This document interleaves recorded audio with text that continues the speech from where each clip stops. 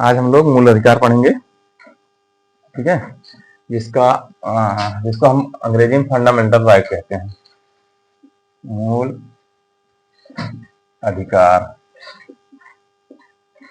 Are fundamental right पूरा अंग्रेजी में कहते हैं इसको। स्टार्ट करने हम लोग फंडामेंटल राइट पढ़ेंगे। तो अधिकार है क्या? अधिकार है क्या सुनिएगा, बहुत बड़ा चैप्टर है और बहुत थोड़ा सा टाइट है। तो किसी व्यक्ति को भौतिक मतलब होता है सामाजिक, आर्थिक, राजनीतिक, ये 3 प्रकार के अधिकार मिल जाए। और नैतिक मतलब आध्यात्मिक या धार्मिक, ठीक है। ये 5 प्रकार के जो अधिकार मिलते हैं, कहाँ मिलते हैं, व्यक्ति को मिलते हैं, किसके खिलाफ मिलते हैं, तो राज्य के खिलाफ मिलते हैं, वो मूल अधिकार कहलाता है। समझ में आया? मतलब ये हुआ कि सामाजिक, समाज में हम कैसे रहेंगे, हमारा समाज है, अपने अनुसार रहने की छूट है, इसमें कोई दखलंदाजी नहीं करेगा। ये सामाजिक। आर्थिक मतलब हम पैसा कमाएंगे, कुछ रिस्ट्रिक्शन के साथ एक सामान्य तरीके से हम पैसा कमा सकते हैं, आर्थिक रूप से अर्थव्यवस्था में हम भागीदारी कर सकते हैं। और तीसरा है राजनीतिक, कोई भी चुनाव लड़ें, प्रचार प्रसार करें, किसी का समर्थन करें, किसी का विरोध करें, कोई रोक टोक ना हो, इसको रोक नहीं सकते हैं कोई, ये अधिकार दिया गया है। उसके बाद है 2 अधिकार और हैं। आध्यात्मिक, अध्यात्म मतलब हम किसको माने, देव को माने या ना माने, निर्गुण या सगुण को माने, कैसे माने ये।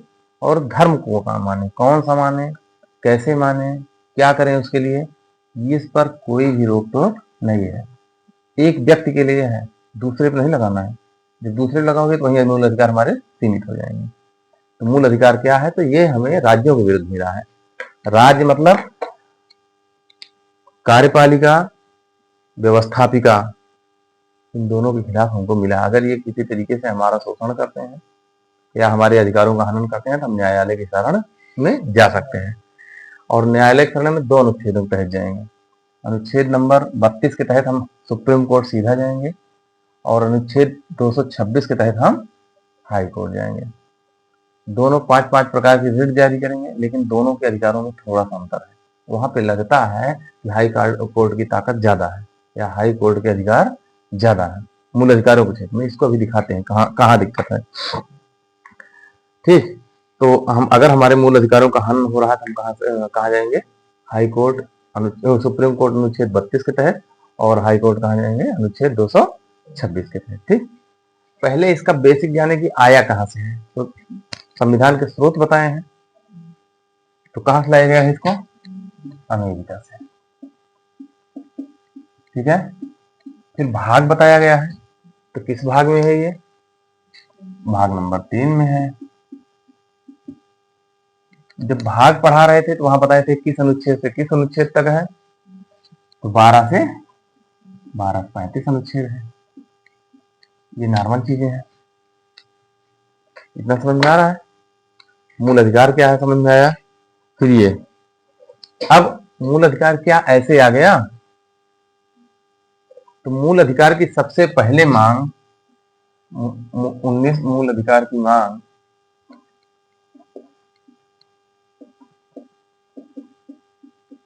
मूल अधिकार को हम एफआर लिखेंगे, फंडामेंटल राइट, वो छोटा राइट।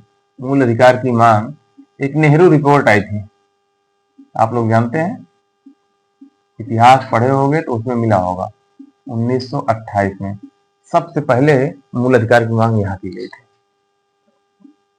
सबसे पहले मूल अधिकार की मांग कहाँ की गई थी, 1928 नेहरू रिपोर्ट में जो इसकी मांग की गई। तो फिर 1931 में कांग्रेस का कराची अधिवेशन हुआ था। 1931 में कराची अधिवेशन,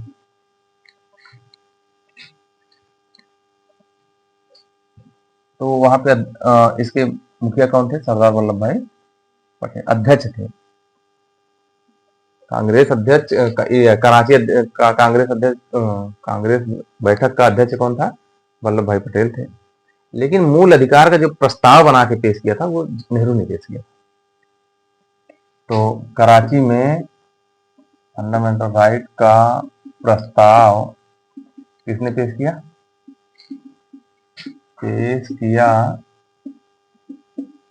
जवाहरलाल नेहरू ने। लेकिन ध्यान दिया अध्यक्ष पटेल थे।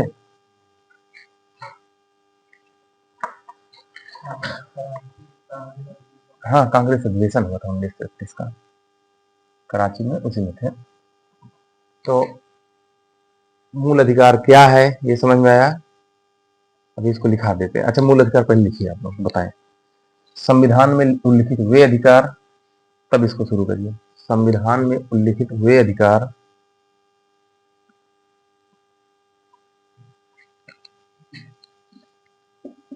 जो व्यक्ति को,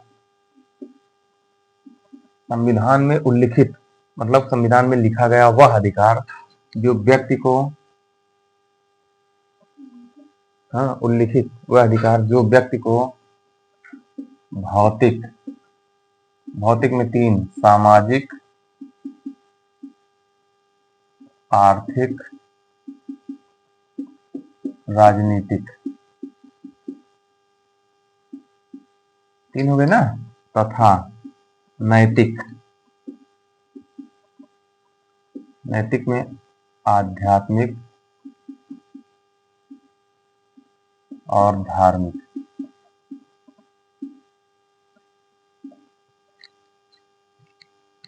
आध्यात्मिक और धार्मिक विकास हेतु आवश्यक है।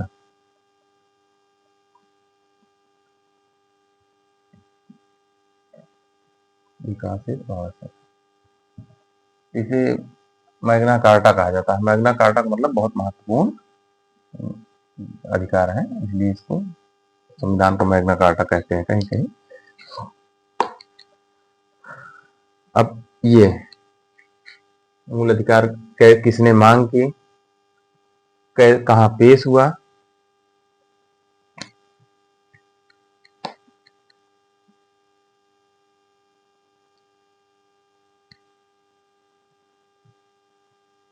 हो गया।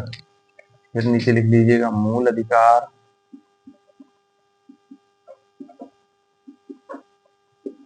कार्यपालिका, कार्यपालिका का मतलब होता है मंत्री जो होते हैं,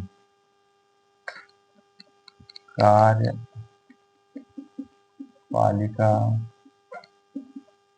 विधायिका और व्यक्ति के विरुद्ध प्राप्त है।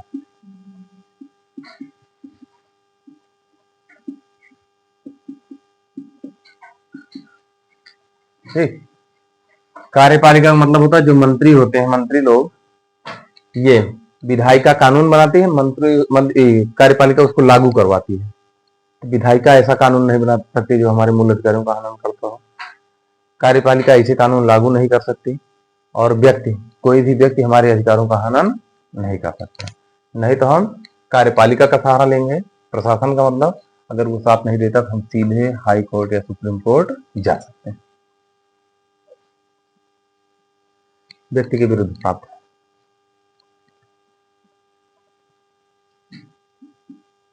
जिसे किस अनुच्छेद पर सुप्रीम कोर्ट जा सकते हो, अनुच्छेद 32 के तहत सुप्रीम कोर्ट तथा अनुच्छेद 226 के तहत हाई कोर्ट का संरक्षण प्राप्त है।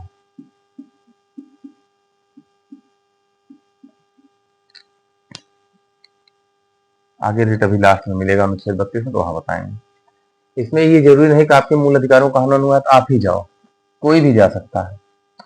आपका आपकी समस्या लेके न्यायालय कोई भी जा सकता है, पहला।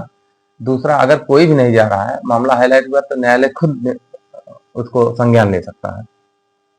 तो यहाँ से 2 खासियतें हैं, न्यायालय खुद संज्ञान ले सकता है, आप परेशान हो, आप नहीं पहुंच पा रहे हो तो कोई भी पहुंच सकता है। ये सारी खासियतें इसमें हैं।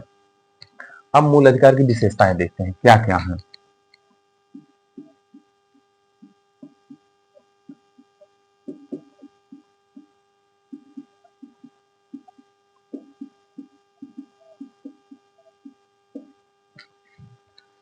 पहली विशेषता यह है कि मूल अधिकार न्यायोचित है। न्यायोचित मतलब अगर इसका हनन होता है तो आप न्यायालय जाइए, न्यायालय उचित निर्णय करेगा और उसको लागू करवाएगा। तो मूल अधिकार न्यायोचित है। या एक शब्द इसके लिए प्रयोग होता है प्रवर्तनीय। मूल अधिकार न्यायालय द्वारा प्रवर्तनीय है, मतलब आप अगर जाओगे न्यायालय तो वो रिट जारी करने के लिए बाध्य है। एक प्रकार से ये समझिए, सुप्रीम कोर्ट, हाई कोर्ट बाध्य नहीं है। यही ताकत ज्यादा हो जाती है हाई कोर्ट की। अगर आप मूल अधिकार का हनन हुआ, आप कोर्ट जा रहे हो, तो अगर लीगल मामला है तो सुप्रीम कोर्ट रिट जारी करने के लिए बाध्य है, लेकिन हाई कोर्ट बाध्य नहीं। दोनों में थोड़ा सा अंतर है, ये अभी आगे क्लियर करते हैं, बस इतना जानिए। तो ये न्यायोचित है, मतलब न्यायालय द्वारा प्रवर्तनीय है, न्यायालय इसको लागू करवाएगा।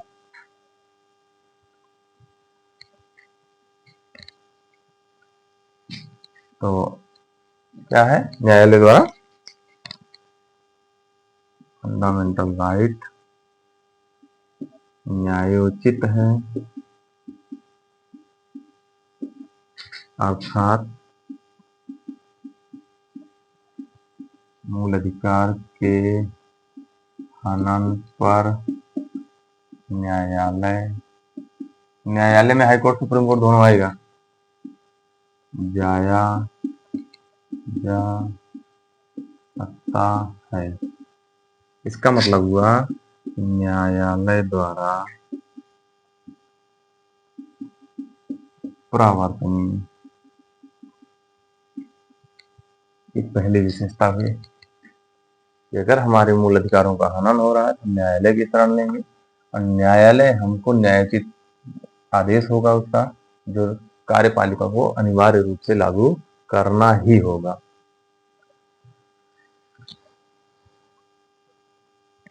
दूसरा, फंडामेंटल राइट को सुप्रीम कोर्ट की गारंटी एवं सुरक्षा प्राप्त है। यहाँ पे एक लाइन समझिए, सुप्रीम कोर्ट की गारंटी और सुरक्षा, हाई कोर्ट की नहीं। क्यों? अगर हम मूल अधिकार के हनन को लेके सुप्रीम कोर्ट ये रिट जारी करने के लिए बाध्य है, हाई कोर्ट बाध्य नहीं, तो इसलिए उसकी गारंटी नहीं करेगा भाई, आपको बगल कर देगा। ये खासियत है, दूसरी इसकी विशेषता है। और ये मूल अधिकार किसके विरुद्ध प्राप्त है? तो व्यक्ति या राज्य के विरुद्ध ना, राज्य के विरुद्ध प्राप्त है। व्यक्ति या राज्य, कोई भी व्यक्ति हमारे मूल अधिकारों का हनन नहीं कर सकता, राज्य या सरकार भी हमारे मूल अधिकारों का हनन नहीं कर सकती।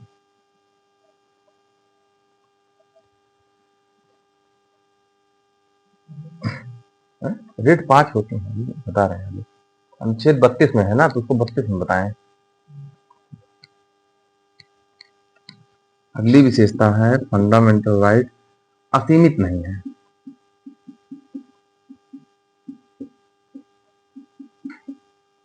अर्थात इसका मतलब क्या होगा असीमित नहीं? अर्थात राज्य युक्त निर्बंधन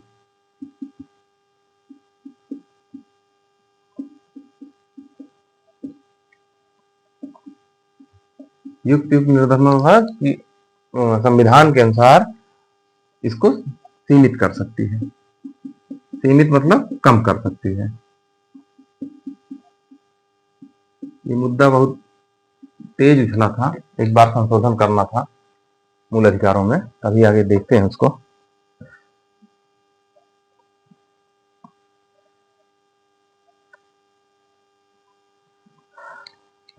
अगला है, ये फंडामेंटल राइट अस्थाई नहीं है।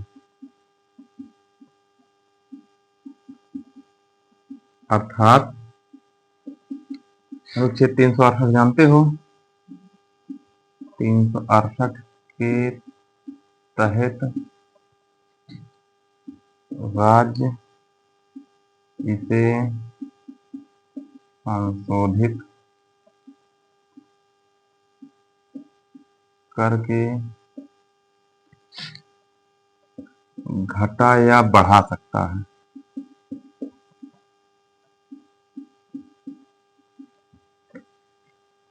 ये मामला पूरी विशेषता समझ में आई? लिखने में जुटे सब लोग। हाँ, पहले समझिए काहे कि फिर अभी अनुच्छेद याद करना ना हो तो 1 मिनट में याद हो जाएगा। याद नहीं करना है, वो अपन खुद याद हो, हमको याद नहीं करना। यही से पकड़िए सीधा, मूल अधिकार है क्या? तो सीधी बात है, अगर है तो कहाँ से लाए हो? ये हमारे पास पहले से था? नहीं, पहले से तो नहीं था, तो लाए हैं कहीं से।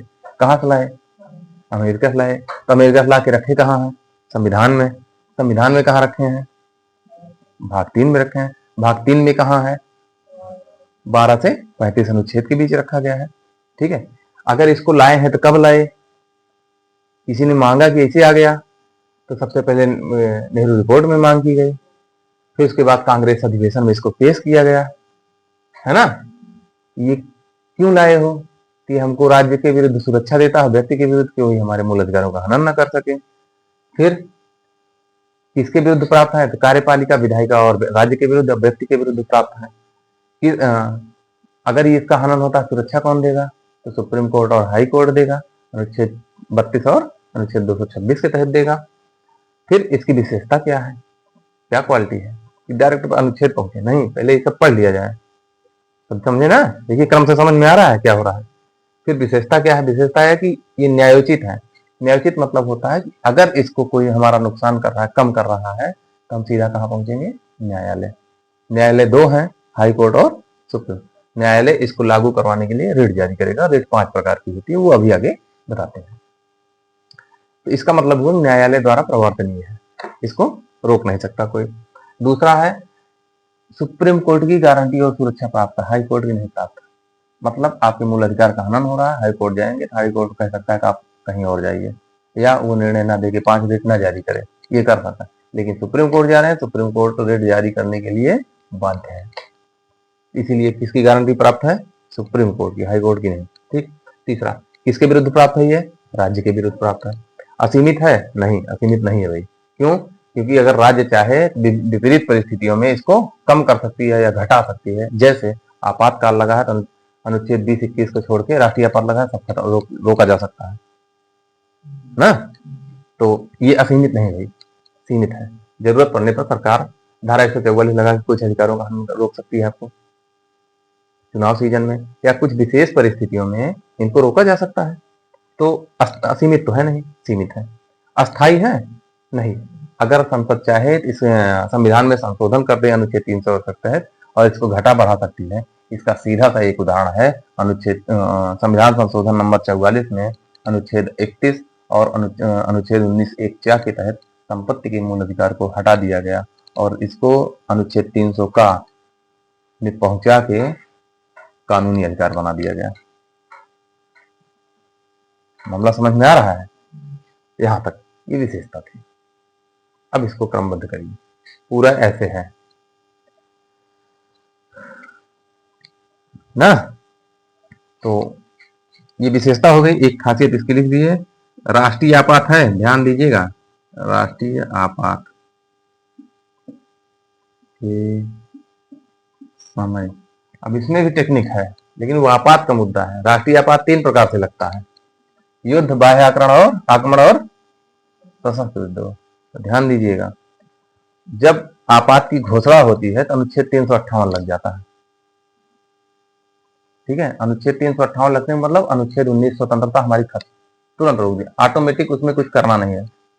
लेकिन अनुच्छेद 359 के लिए राष्ट्रपति को राजपत्र जारी करना पड़ेगा, तो तब हमारा अनुच्छेद 20-21 बचेगा, उसके अलावा सभी रुक जाते हैं। क्यों रुक जाते हैं? तो राष्ट्रपति इसको नहीं रोकता, अनुच्छेद 14, 15, 16 को। राष्ट्रपति किसको रोकता है? अनुच्छेद 32 को रोक देता है कि आप न्यायालय जा ही नहीं सकते। तो क्या कर लोगे? जो आप न्यायालय जिस कानून के तहत जा रहे हैं वही रोक दिया राष्ट्रपति, अब जाओगे कहां से ना? तो ये चीज है। तो राष्ट्रीय आपात के समय, और उसमें भी सशस्त्र विद्रोह पे नहीं है, राष्ट्रीय आपात युद्ध बाह्य आक्रमण पे ही ये अनुच्छेद 59 लागू होगा। ये हम अभी मोटा मोटा आपको बता रहे हैं, लेकिन जब आपात पढ़ाएंगे तो वहां बता देंगे, ठीक से क्रमबद्ध करके लिखा देंगे। यहाँ केवल इतना जानिए कि राष्ट्रीय आपात के समय इसको सीमित किया गया है। ठीक, के समय अनुच्छेद 20, 21 को छोड़कर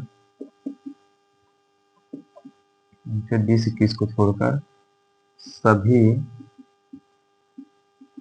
अधिकार स्थगित, रोके जा सकते हैं, समाप्त नहीं, ठीक है, स्थगित या निलंबित, स्थगित ना लेकिन निलंबित रखिए,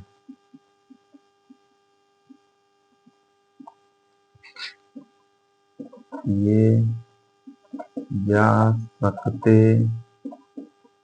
हैं। इतनी बात समझ में आई?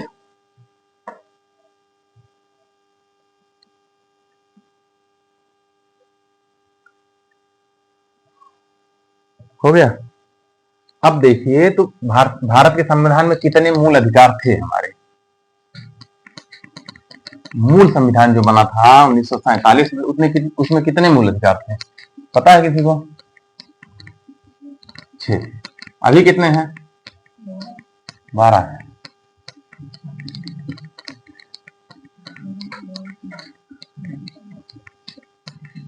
वही 6 पहले भी थे, 6 अब भी हैं। अगर आप लोग ध्यान से सुन रहे होते तो ये दिक्कत ना आती है। अभी हम आपको बता रहे हैं कि अनुच्छेद संविधान संशोधन नंबर 44 से 1 हटा दिया गया।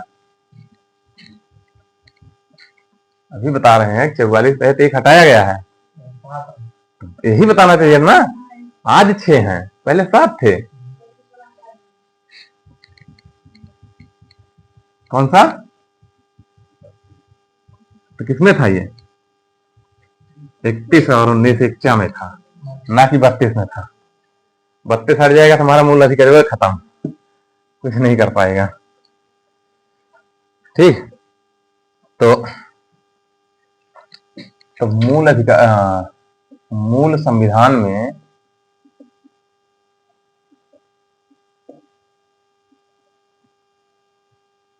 कुल मूल अधिकार 7 थे।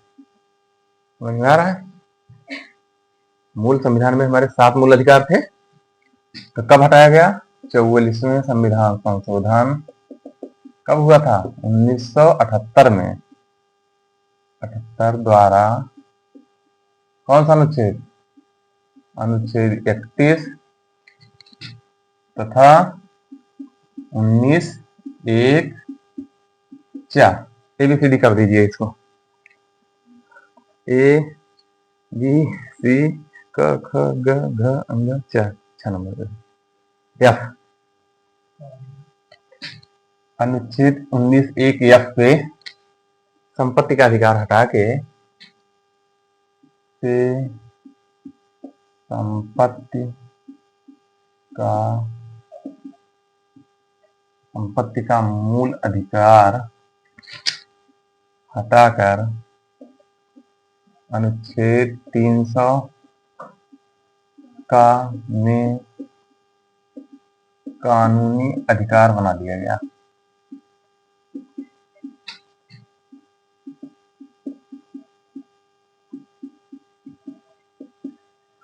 समझ में आया मामला?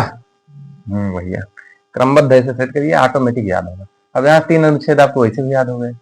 अनुच्छेद 32 सुप्रीम कोर्ट की मूल रेड जारी करने के साथ, 226 हाई कोर्ट की, अनुच्छेद 31 संपत्ति का अधिकार था, मूल अधिकार था, हट गया, कहाँ पहुंच गया? 300 का पहुंच गया, कानूनी अधिकार बन गया। अनुच्छेद 104 19 1 चा, वहां भी संपत्ति का अधिकार था, वो भी हट के कहाँ पहुंच गया? 300 काम पहुंच गया। तो इतने हो गए। अब हम देखते हैं कौन कौन से हमारे मूल अधिकार हैं। तो इधर फंडामेंटल राइट है, इधर अनुच्छेद है। ये पूछता है खूब, यहीं से शुरुआत होती है। ये पुराने वाले भी 44वां जैसे खूब पूछेगा। ये मूल अधिकारों के खिलाफ रिट कौन जारी कर सकता है? तो केवल सुप्रीम कोर्ट, केवल हाई कोर्ट, दोनों, कोई नहीं, ऐसे करके बनाएगा। तो इसको ध्यान दीजिए। पहला है हमारा संपत्ति का, समानता का अधिकार। पहला कौन सा है? समानता का अधिकार। तो ये है 14 से 18। इसको खूब पढ़े हो, लेकिन हमको एक प्रश्न बताइए कि अभी हम पढ़े मूल अधिकार। मूल अधिकार किस अनुच्छेद से है, किस अनुच्छेद तक है? तो 2 ठीक कहाँ गया? 12 13 कहाँ गया? 14 तो आपको मिल गया, 14 से 18, 12 13 कहाँ गया? उसका कोई काम नहीं भाई। अगर पता है तो बताइए फिर ऐसे कि 12 13 कहाँ गया? आगे स्वतंत्रता आगे मिल रही है अभी, ये हम दिखा दे रहे हैं, अभी बताइएगा गया कहाँ, पूरा कर दे रहे हैं। स्वतंत्रता का अधिकार तो 18 हो गया ना, 19 से 22। फिर स्वतंत्रता के बाद शोषण के विरुद्ध अधिकार,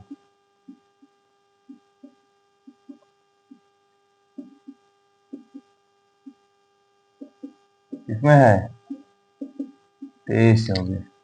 फिर धार्मिक स्वतंत्रता का अधिकार,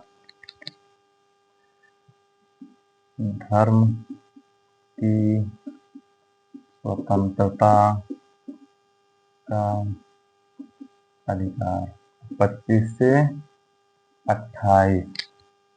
भाषा एवं संस्कृति ये है, संस्कृति एवं शिक्षा संबंधी अधिकार कौन सा? 29 30। फिर संपत्ति का अधिकार,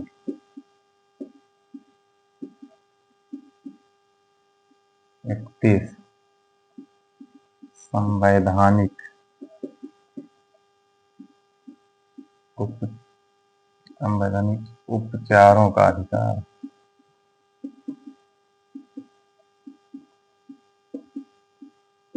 32।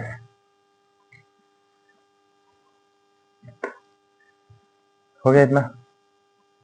अब बताइए, पढ़े हो 12 से 35, यहाँ 14 से 32 है, 2 उधर और 3 इधर कहाँ गए? क्यों मूल अधिकार नहीं है भाई? 12 से 35 होता है ना, तो यहाँ 14 पढ़ रहे हो, 32 तक पढ़ रहे हो, तो 12 13 कहाँ गया? इधर 35 34 35 कहाँ गया? है ना? तो पहले तो इसको देखिए, इसकी व्यवस्था ये है, समझ में आया? कि संपत्ति का अधिकार तो ये पहले 1 2 3 4 5 और 6 ये वाला हट गया है। मूल संविधान में कितने अधिकार थे? 7 थे, आज की डेट में कितने हैं? 6 है। ठीक, तो जो 12 13 नहीं मिल रहा है वो ये है कि अनुच्छेद 12 कहता है कि किसके विरुद्ध मिला है ये हमको? तो राज्य कौन है कैसे जानोगे? तो 12 में राज्य की परिभाषा दी गई, ये राज्य। आपको पता हो गया कि हमको राज्य के विरुद्ध में है, लेकिन राज्य है कौन उसको कैसे जाने? तो 12 में ये बताया गया ये राज्य है, इसके खिलाफ आपको मिला है, समझ में आया? 13 में क्या है? तो 13 में इसको ताकत मिल रही है कि न्याय विधायिका जब चाहे इसको संशोधित नहीं कर सकती, इसमें शक्ति दी गई है। अनुच्छेद 13 इसको ताकत देता है कि ऐसे नहीं हटा सकते हैं, इसमें बहुत ताकत दी गई है। तो अनुच्छेद 13 के तहत क्या दिया है? हाँ, अब किसको दिया गया है? ये पहले ये बताया गया किसके विरुद्ध मिल रहा है? राज्य के, तो राज्य को जानिए कौन है। फिर उसके बाद इसको ताकत कितनी है ये जानिए, तब फिर ये आपको अधिकार मिले। ठीक, इसके आगे 3 और अनुच्छेद है, वहां पे ये अधिकार आपके रोके गए हैं, और वो आपकी शर्तों पर रोके गए हैं। जैसे आप आर्मी में जा रहे हो, किसी सेना में जा रहे हो, तो वहां पे ये रोक दिए गए हैं, आपके कुछ अधिकार सीमित कर दिए गए हैं, आप स्वतंत्र नहीं हो। अब उसके कानूनों के अनुसार चलना होगा आपको।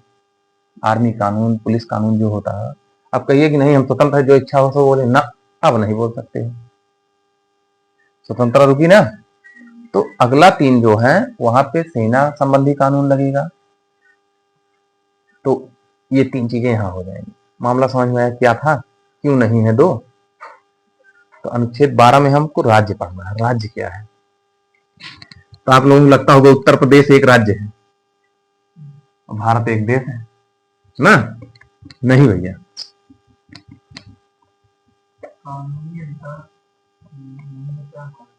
हाँ? मूल अधिकार कानूनी थोड़ी है। हाँ। ये संवैधानिक अधिकार है, सुप्रीम कोर्ट इसको, कानूनी में आप सुप्रीम कोर्ट नहीं जा सकते हो। हाँ, उसमें न्यायालय नहीं जाओगे, कानून देखेगा। ये सीधा वहां संरक्षित है, तभी तो इस, हाँ, सीधा वहां संरक्षित है, वो कानूनी है, वहां पे न्यायालय नहीं जा सकते, सीधा मूल अधिकारिता में आ जाएगा न्यायालय के। तो पहला हम लोग शुरू करते हैं राज्य। तो अनुच्छेद नंबर 12 क्या दिया है? राज्य की परिभाषा। तो क्यों दी गई है? क्योंकि मूल अधिकार हमको राज्य के विरुद्ध प्राप्त है। पॉइंट क्लियर है? अब राज्य देखते हैं है कौन। तो भारत सरकार जानते हैं,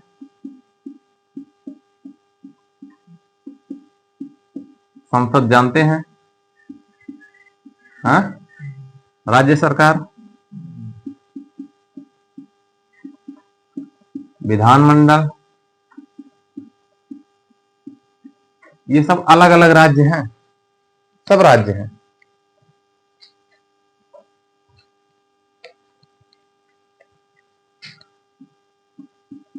नगर पालिका, पंचायतें, जिला बोर्ड, न्यासी बोर्ड, ये सब राज्य हैं, इनका अपना कानून है।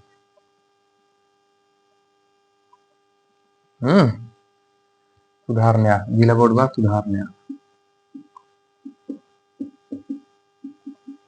ये तो बहुत है भैया, ये बहुत है। इनके अपने अपने, जैसे विश्वविद्यालय जानते हैं, ध्यान दीजिएगा, यहाँ विश्वविद्यालय कह रहा हूं, निजी नहीं कह रहा हूं। प्राइवेट विश्वविद्यालय राज्य नहीं है। तो जो, हाँ, हाँ, उसमें उसका कानून चलता है, वो अलग से एक राज्य है। आप इसको कभी देखिए तो कितना बड़ा भी अपराधी किसी विश्वविद्यालय में बैठा हो, बिना वहां के प्राक्टर या चौधरी से अनुमति से पुलिस भी अंदर नहीं जा सकती, क्योंकि वो अलग राज्य है, उसका अलग कानून है। समझ रहे हैं? लोक सेवा आयोग ले लीजिए, हाँ, सब केंद्रीय, इनका अलग कानून है, केंद्रीय विश्वविद्यालय, राज्य से मतलब ही नहीं। वही, यही चीजें कह रहे हैं। तो राज्य है कौन, कैसे जानेंगे? वहां उनका अलग कानून चलता है। ये सब राज्य है। तो है कौन नहीं है? जैसे LIC जानते हैं, ये भी राज्य है। ONGC, भेल, गेल, सेल, ये सब क्या है? राज्य है। ये सब राज्य है। तो राज्य कौन नहीं, ये जानिए। ये प्रश्न यहां से पूछा जाता है, इस वजह इस पे जोर दे रहे हैं। नहीं तो हम लोग पढ़ते, इसको तो पढ़ते ही नहीं ना संविधान पढ़ते वक्त। आज के पहले तो सुने नहीं कि अनुच्छेद 12 में राज्य है। तो राज्य कौन नहीं है, ये बहुत है, जितना देखते हैं बहुत है। तो कौन नहीं है? राज्य नहीं है। एक बैंक जानते हो, ICICI, ये राज्य नहीं, ये राज्य। NCERT जानते हो, हाँ, ये राज्य नहीं है। UGC है, UGC है, लेकिन NCERT नहीं है। अभी वक्फ बोर्ड आया ना, वो राज्य नहीं है।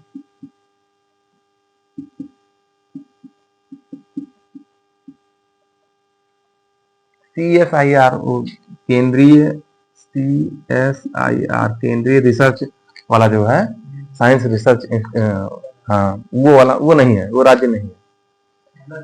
हाँ,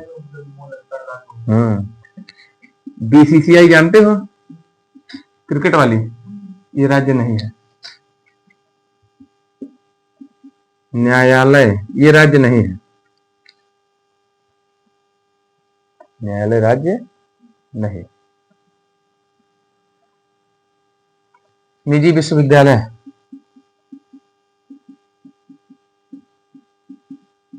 ये राज्य नहीं है। एक और है राष्ट्रीय सहकारी उपभोक्ता संघ।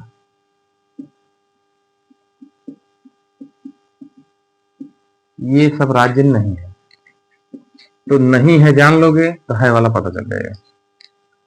अब जाके तनिक प्रीवियस ईयर देखिए तो ऐसा ही यहाँ प्रश्न है कि नहीं है? मतलब इनका यहाँ पे ये प्राइवेट चीजें हैं, यहाँ पे अगर हमारे मूल अधिकारों का हनन होता है हम न्यायालय सीधा नहीं जा सकते, हम इनका सहारा लेंगे, राज्य का सहारा लेंगे, समझ रहे? लेकिन ये हमारा हनन करते हैं तब हम सीधा न्यायालय जा सकते हैं। इनके खिलाफ हमको मूल अधिकार प्राप्त है, इनकी नहीं। अभी आप पढ़े ना ये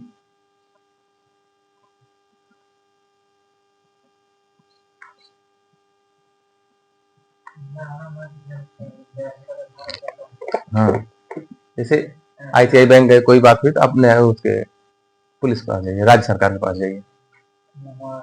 हाँ, लेकिन अगर पुलिस अधिकारों का हनन कर रही तो सीधा सुप्रीम कोर्ट।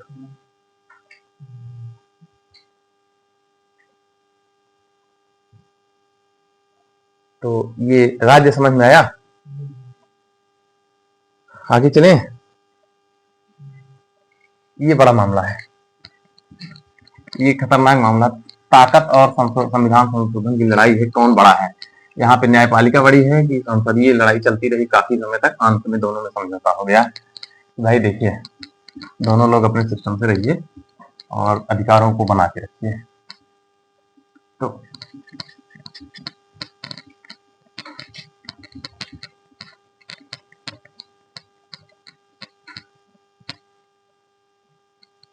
इसको मिटा दें ऊपर वाला।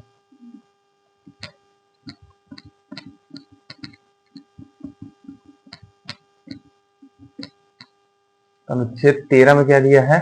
शक्ति दी है, मूल अधिकारों को शक्ति दी गई है। तो कैसी शक्ति? तो मूल अधिकारों को सीमित या सीमित मतलब समझ रहे हैं, रोकने वाली, इससे ज्यादा नहीं हो सकता, सीमित या उनको कम करने वाली। जैसे मामला ये मूल अधिकार है, अगर मूल अधिकार आपका बढ़ रहा है तो ये रोक रहे हैं, तो ये बढ़ने नहीं दे रहे हैं, ये गलत है। और अगर यहां तक है इसको कम करने का प्रयास कर रहे हैं तो ये गलत है। तो इन्हीं के विरुद्ध इसमें ताकत दी गई है कि ना तो आप काम कर सकते हो ना तो इनको सीमित कर सकते हो। तो मामला, तो मूल अधिकारों के को सीमित या असंगत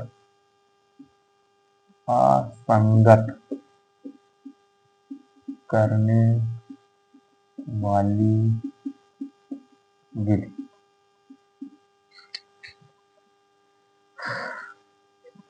असंगत, सीमित या अल्पीकरण, कम करने वाली कर दीजिए, इसी को अल्पीकरण कर लीजिए, अल्पीकरण कम करने वाली, ठीक है।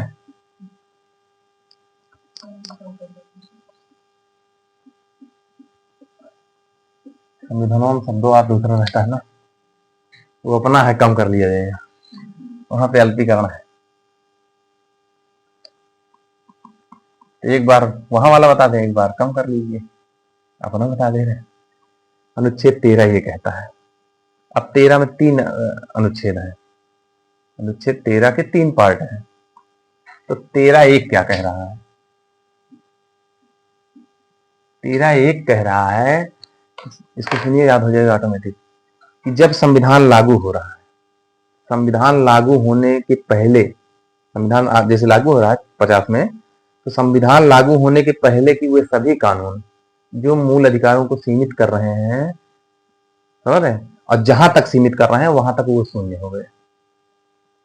समझ में आया कि जब संविधान लागू हो रहा है, जितने मूल अधिकार हैं, अगर कोई कानून इसको कम करने का प्रयास कर रहा है या इसको खत्म करने का प्रयास कर रहा है तो वो शून्य, जितनी मात्रा तक कम कर रहा है उतनी मात्रा तक शून्य। पहला अनुच्छेद 13(1) कहता है कि संविधान के लागू होने ठीक पहले जितनी विधियां लागू हैं, अगर वो मूल अधिकारों को रोकती हैं, कम करती हैं, तो वो शून्य घोषित होंगी उस मात्रा तक। भाग 3 की बात कर रहा है। दूसरा कहता है राज्य अगर कोई विधि निर्मित कर रहा है, राज्य अगर कोई विधि कानून निर्मित कर रहा है और वो मूल अधिकारों का कम कर रहे हैं या सीमित कर रहे हैं, तो जहां तक कम कर रहे हैं, जहां तक सीमित कर रहे हैं, उतने तक सुनिए। अगर कोई कानून बना, मूल अधिकारों को कोई प्रभाव नहीं, तो चलने दीजिए।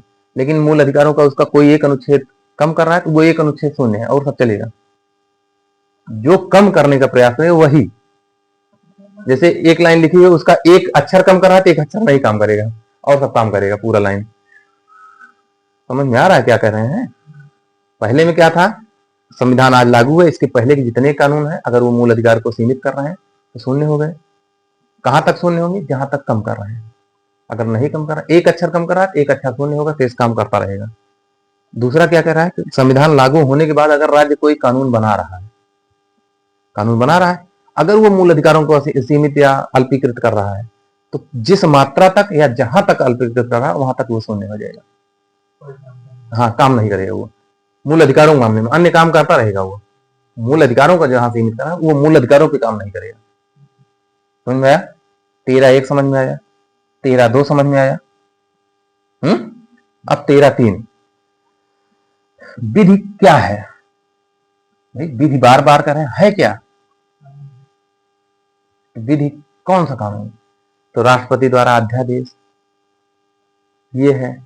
अधिनियम जानते हैं, राष्ट्रपति जब दस्तखत कर देता है तब। आदेश, निदेश, नियम, विनियम, ये सब विधि है। केवल वही कि नहीं है कि कानून बना दिया संसद ने, वही नहीं। अध्यादेश जारी हो रहा है वो भी कानून है। नियम, आदेश जो आ रहे हैं, उपविधि, नियम, विनियम, अधिसूचना जारी हो रही है जो, ये भी क्या है? विधि है। जैसे चुनाव की अधिसूचना जारी हो गई, नोटिफिकेशन कहते हैं ना उसको। जैसे कोई भर्ती आ रही है तो नोटिफिकेशन आ गया, तो आप अधिसूचना, आपके ऊपर कोई प्रभाव नहीं, फार्म भरिए ना भरिए कोई नहीं। लेकिन अगर फार्म भर दिए, अब उसके कानूनों के अनुसार चलना होगा। जब तक नहीं भरे स्वतंत्र हो, नहीं भरे भाई क्या कर लो। लेकिन अगर भर दिए तो आप उसके अनुसार परीक्षा दीजिए ना। परीक्षा दे दिए, पास हो गए, सिलेक्शन हो गया, अब उसके अनुसार अब आप वो जो करवाएगा वो करना है आपको, क्योंकि उसकी शर्तों पे आप जा रहे हैं। ठीक है, तो अधिसूचना ये होगी। अधिसूचना का अब तक सामान्य व्यक्तियों पर कोई प्रभाव नहीं, लेकिन जो उसको स्वीकार करता है उसको उस पर उसका पूरा प्रभाव पड़ने लगता है। समझ में आया? जैसे आर्मी भर्ती है, भर दिए फार्म, हो गए आर्मी में, तो आपके मूल अधिकार, ये स्वतंत्रता सीमित हो जाएगी। अनुच्छेद 19 खत्म हो जाएगा, वहां रोक दिया जाता है। ठीक, तो 13 में क्या है? संविधान, अब लिखिए इसको, संविधान लागू होने के पहले की, ठीक पहले लिख दीजिए, नहीं ठीक पहले की सभी विधियां उस मात्रा तक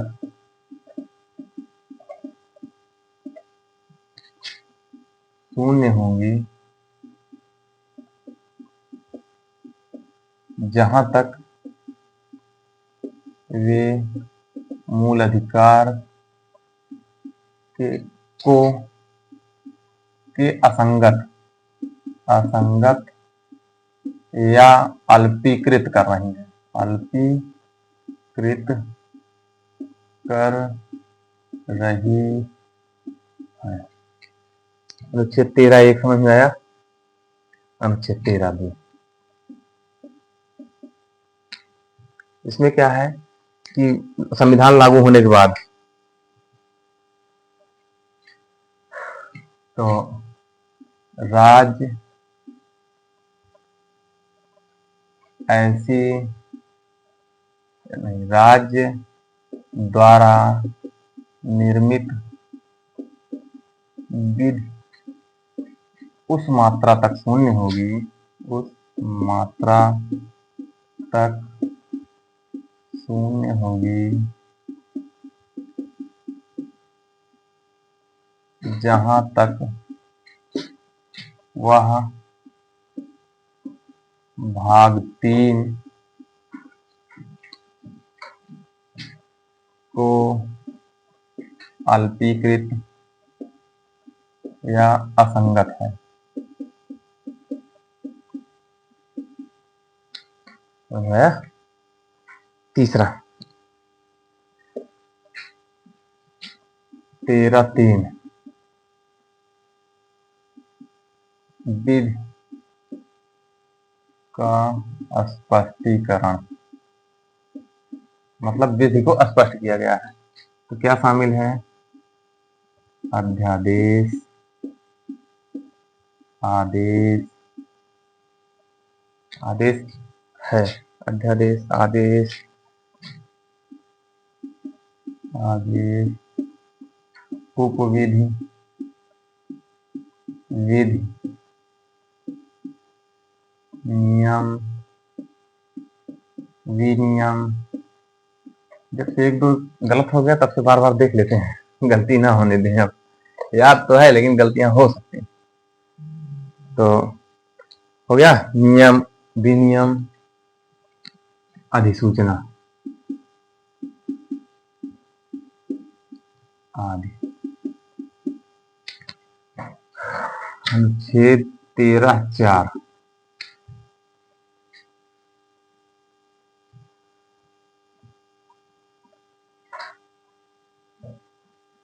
यहाँ से थोड़ा सा बवाल शुरू हो रहा है, फिर देखिएगा। अनुच्छेद 13(4) क्या है? तो अनुच्छेद संविधान संशोधन नंबर ऐसे लिखिए 24वें संविधान संशोधन कब हुआ था? 1963, 71, 1971। इसने क्या कहा? मजेदार बात सुनिए, यही बवाल शुरू हो रहा है। ये संविधान संशोधन कह रहा है कि अगर अनुच्छेद 368 तहत कोई संशोधन किया जा रहा है तो वो अनुच्छेद 13 का उल्लंघन नहीं माना जाएगा। समझ रहे हैं? मतलब अनुच्छेद 368 तहत हम मूल अधिकार को सीमित कर रहे हैं तो मूल अधिकार सीमित हो जाएंगे। ये आ गया तो फिर तुरंत मुकदमा होगा। तो इसको पहले कर लें तो उसके बाद मुकदमा दिखाते हैं कैसे होता है। तो क्या हुआ? अनुच्छेद के तहत अनुच्छेद 368 द्वारा किया गया संविधान संशोधन मूल अधिकारों के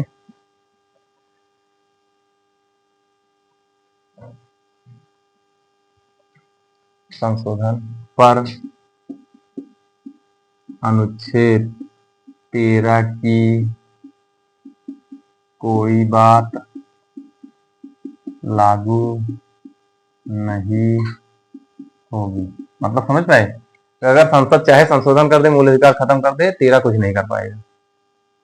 लेकिन भाई 13 में क्या है? विधि, ताकत दी है ना, ताकत तो दिखाएगा अपनी। है? तो कैसे दिखा रहा है? ये शक्ति अपनी कैसे दिखा रहा है, यहाँ पे देखिएगा। एक थे सज्जन सिंह, आदमी सज्जन थे भाई, सज्जन सिंह थे, वो सज्जन थे आदमी। वो चले गए भैया न्यायालय, और हुआ क्या कि अनुच्छेद 368 तहत ये हुआ, पहला संविधान संशोधन एक और हुआ था। तो उसमें ये था कि कोई भी विधि अगर हम अनुसूची नंबर 9 में डाल रहे हैं तो न्यायिक पुनरावलोकन उसका नहीं होगा, न्यायिक पुनरावलोकन उसका नहीं हो सकता। लेकिन केशवानंद भारती केस में है नहीं भाई, न्यायिक पुनरावलोकन होगा। और ये मूल ढांचा है न्यायालय में, विधायिका के कानूनों को न्यायालय में लाना ही न्यायिक पुनरावलोकन है, और ये मूल ढांचा है। तो भाई न्यायिक पुनरावलोकन तो होगा। तो फिर यहाँ बवाल फंस गया। यहाँ देखते हैं कैसे होता। तो सबसे पहले एक लोग थे शंकरी प्रसाद, शंकरी प्रसाद बनाम भारत संघ। पहला मुकदमा होता है शंकरी प्रसाद बनाम भारत संघ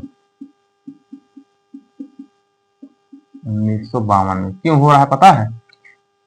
जो पहला संविधान संशोधन हुआ उसमें अनुसूची 9 जोड़ी गई, और उसमें यह लिखा गया कि कोई भी विधि या कानून अनुसूची 9 में अगर डाल दी जाएगी तो न्यायालय उसका परीक्षण नहीं करेगा। पहला संविधान संशोधन समझ में आ रहा है कि मतलब कौनो कानून अगर हम बनाई, ठीक है, और एक डिब्बा बनाए है, जान लें अनुसूची 9 का वहां एक डिब्बा है, ये पूरा संविधान है, ये पूरा चारों तरफ संविधान है, एक डिब्बा बना ले। अगर हम कोनो कानून बनाए इहमा डाल दे तो न्यायालय एक न देखे कि न्याय संविधान के अनुरूप है विरूप है। ठीक, तो जब इहमा डाले की व्यवस्था बनाने है तो अपने आप को सुरक्षित कर लेंगे हमें। तो न्यायालय कहे कैसे कैसे, तो कौन पहुंचा न्यायालय? न्यायालय स्वतः संज्ञान नहीं ले सकता, लेकिन मुकदमा करेगा तो उसकी सुनवाई करेगा ना। कि डिब्बा तोड़ने की जुगाड़ देखिए कैसे हो रहा है। शंकरी प्रसाद 1952 में आता है, अनुच्छेद 13 में क्या दिया गया है? शंकरी प्रसाद कहते हैं अनुच्छेद 13 में 13(2) में 13(2) है ना, राज्य द्वारा निर्मित बिल। अनुच्छेद 13(2) कहता है कि संविधान में मूल अधिकारों को सीमित नहीं किया जा सकता। ये कह रहे हैं कौन? शंकर प्रसाद कह रहे हैं कि 13(2) कह रहा है कि मूल अधिकार को सीमित नहीं कर सकते। ठीक, तो भारत संघ का जो वकील था महान्यायवादी, वो कह रहा है कि भारतीय संविधान में 22 भाग हैं। कितने भाग हैं? भाग हैं, आता है 22 भाग हैं, तथा अनुच्छेद 368 के तहत 22 भागों में संशोधन किया जा सकता है।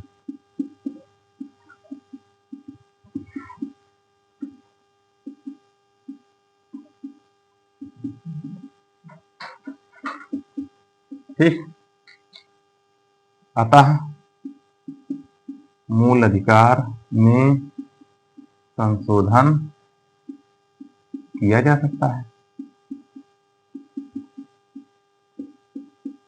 सही बात है भाई, नियम तो यही है ना कि संविधान संशोधन बात करता है, 22 भाग है तो हम कहीं भी कर सकते हैं।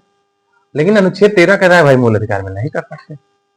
न्यायालय मुकदमा पहुंचा, इनके वकील ये कहा था शंकरी प्रसाद के, अब भारत के न्यायवादी कहा था ये न्यायालय कहे तो गलत कहा था, ये एकदम सही है। समझे? न्यायालय ने क्या कहा कि आप गलत कह रहे हैं, इसमें संशोधन की बात की है, कहीं भी संशोधन हो सकता है, पूरे संविधान में भाई तो किया गया है तो अच्छी बात है। पहला संविधान संशोधन, न्यायालय परीक्षण अनुसूची 9 में जो डाला गया है उसका परीक्षण नहीं करेगा। तो वकीलों का काम, भारतीय संविधान वकीलों का स्वर्ग है, आइवर जेनिंग्स ने कहा है। तो कैसे स्वर्ग है दिखाते हैं, भारतीय संविधान वकीलों का स्वर्ग कैसे है ये देखिए। दूसरा, फिर कुछ दिन बिताए, बर्दाश्त नहीं हुआ तो एक आगे सज्जन सिंह, फिर दूसरा केस यही देखते रहिएगा। सज्जन सिंह, ये भारत का मुकदमा है। आइए सज्जन सिंह पे आते हैं। पहले ये पंजाब राज्य में, बनाम पंजाब राज्य, 52 के बाद इसको लगा रहे हैं 65 में, 1965, 10-15 साल कैसे चला। ठीक है, फिर यही व्यवस्था हुई। ये जोन कह रहे हैं वह सज्जन सिंह वकील कहे, इनके महान्यायाधीश कहे, जोन कह रहे हैं वह पंजाब राज्य वाला कहे। तो फिर ये जीत गए, फिर ये हार गए। समझ रहे हैं क्या हो रहा है? फिर आता है गोलकनाथ।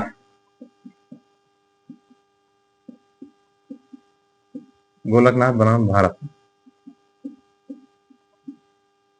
1967। इसमें ये बड़ी पीठ थी, 11 न्यायाधीश थे गोलकनाथ वाले में। इन्होंने थोड़ा सा मामला पलटा। इन्होंने कहा कि अनुच्छेद 13 में, इन्होंने कहा अनुच्छेद 13(2) में शक्ति दी गई है,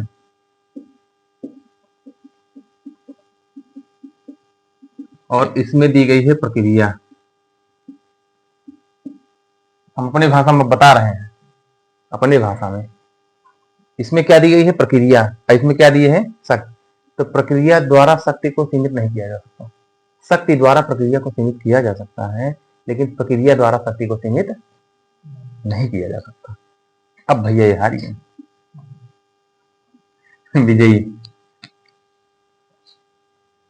समझे? 2 बार हारने के बाद भी भारतीय संविधान पर क्यों है? देखिए मुकदमा चल रहा है लगातार, वकीलों की कमी नहीं है, करते जा रहे हैं। देखिए यहाँ जीत गए, हिम्मत नहीं हारे। समझे। फिर संसद कमजोर थोड़ी है, उसने फिर शुरू किया कहानी। तो अगला चलते हैं, ये हो गया इतना। इसके बाद आया 24वां संविधान संशोधन, अभी लिखे थे ऊपर ना, ये इसमें क्या हुआ, अनुच्छेद 368 द्वारा ये जोड़ा गया 319 की कोई भी बात अनुच्छेद 368 तहत संशोधन में लागू नहीं होगी।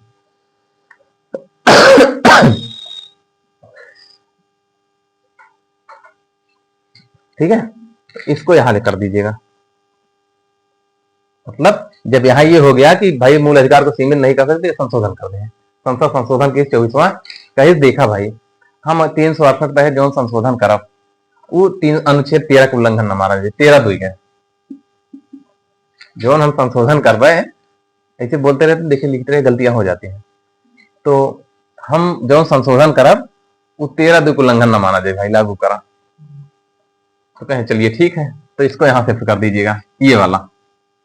ठीक, जैसे इसको संशोधन करिए तुरंत केशवानंद आ जाते हैं, केशवानंद भारती बनाम केरल राज्य। अभी हम बताया ना कि मूल अधिकार का मुकदमा कहां कहां हो सकता है। देखिए तो हाई कोर्ट में हुआ है, देखते रहिएगा 1973। अब मजेदार बात सुनिए, इसको ध्यान रखिए, इन मुकदमों क्रम से करवाए हैं। प्रश्न पूछा गया इन मुकदमों को क्रम से कर दीजिए या वर्ष से मिला दीजिए, ऐसे प्रश्न पूछा गया है।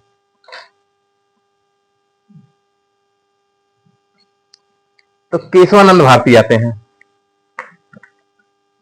ठीक, तो ये कहते हैं भाई अगर जिद्दियाना यहाँ तो संशोधन करेगा कोनो बात नहीं, कर डालो।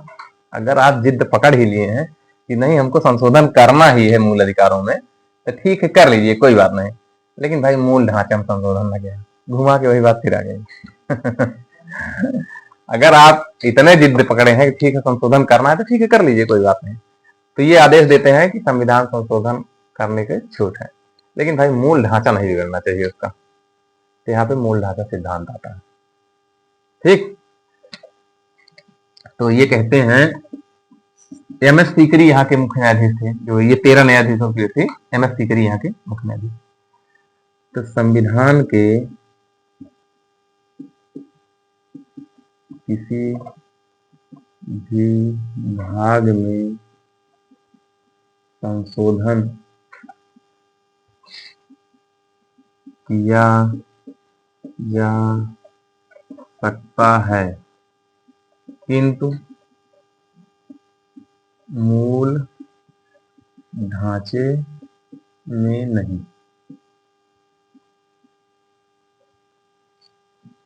मुद्दा समझ में आया कैसे चल रहा है मामला।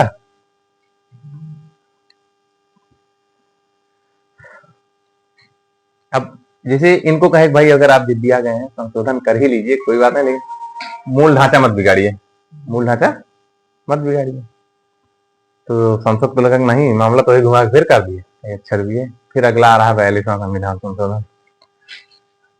यहाँ पे मामला शांत होगा थोड़ा सा। हाँ, कुल मिला के वही संसद को करना था, वो संपत्ति का अधिकार हटाना था, उसी के लिए इतना बवाल हो रहा है।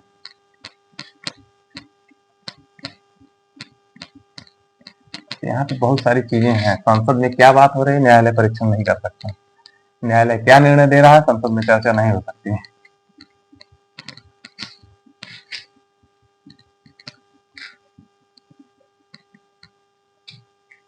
जो ये बनाए हैं इसको यहाँ शिफ्ट कर लीजिएगा।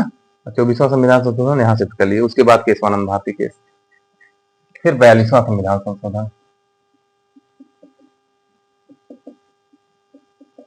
1976। अभी देखिएगा 42वें के बाद 44वां आएगा, वो संपत्ति का अधिकार हटाएंगे, यहाँ से इनको छूट मिलेगी। तो हुआ क्या इसमें 76 में, तो जो अनुच्छेद 368 है, अनुच्छेद 368 क्या है, संविधान संशोधन है ना, उसमें भाग 4 और भाग 5 जोड़े गए, 2 और जोड़ दिए पार्ट। सब मूल अधिकारों से संबंधित मामला है, तभी इतना बता रहे हैं, ना इतना जरूरत ही नहीं हमको, ऐसा मुकदमेबाजी है, बेस यही है। अब इसके बाद अनुच्छेद पढ़ते चलिए क्या क्या खासियत है। तो 13-14 काहे नहीं दिया गया है मूल अधिकार में, देख रहे हो कैसे बवाल है, इसी वजह से नहीं दिया गया है कि मतलब हमको मिला क्यों है, हम इसको संरक्षित कैसे करें, ये जानना जरूरी है ना। तो ये मामला है। तो 42 में क्या हुआ, 368(4) कर दीजिए। इसमें कहा गया है संविधान संशोधन न्यायालय योग्य नहीं है।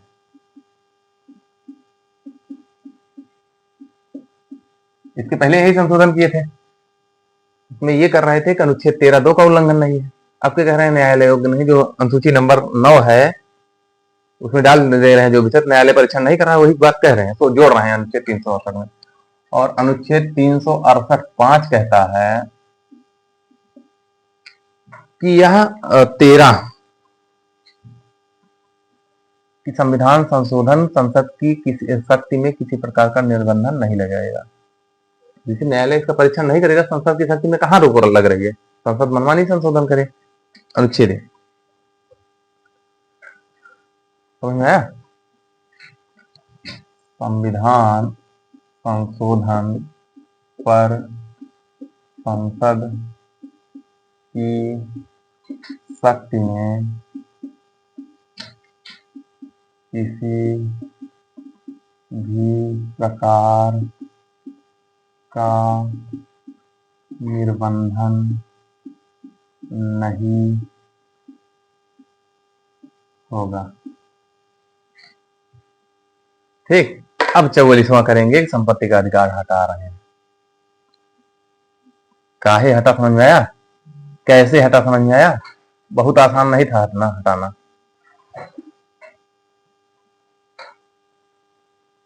इसके बाद 44वां बताए ही है, यहाँ 44वां शिफ्ट हो जाएगा। 44वां 1978 संपत्ति के मूल अधिकार 31 और अनुच्छेद 1981 से हटा के 300 का पे शिफ्टिंग हो रही है।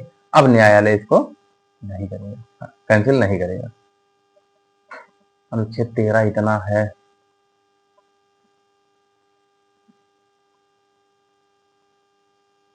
अब कहिए तो याद करवा दें।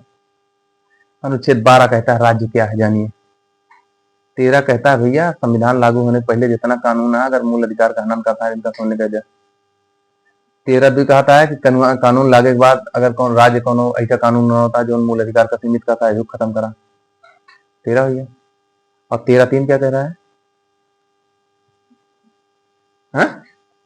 13(3) भूल गए?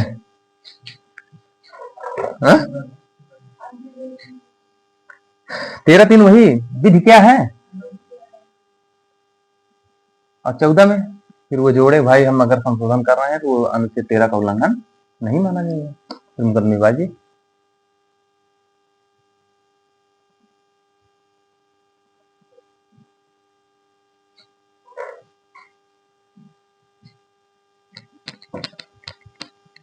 वैसे इतने में पूरा आपका मूल अधिकार खत्म हो सकता था, जितना पढ़े।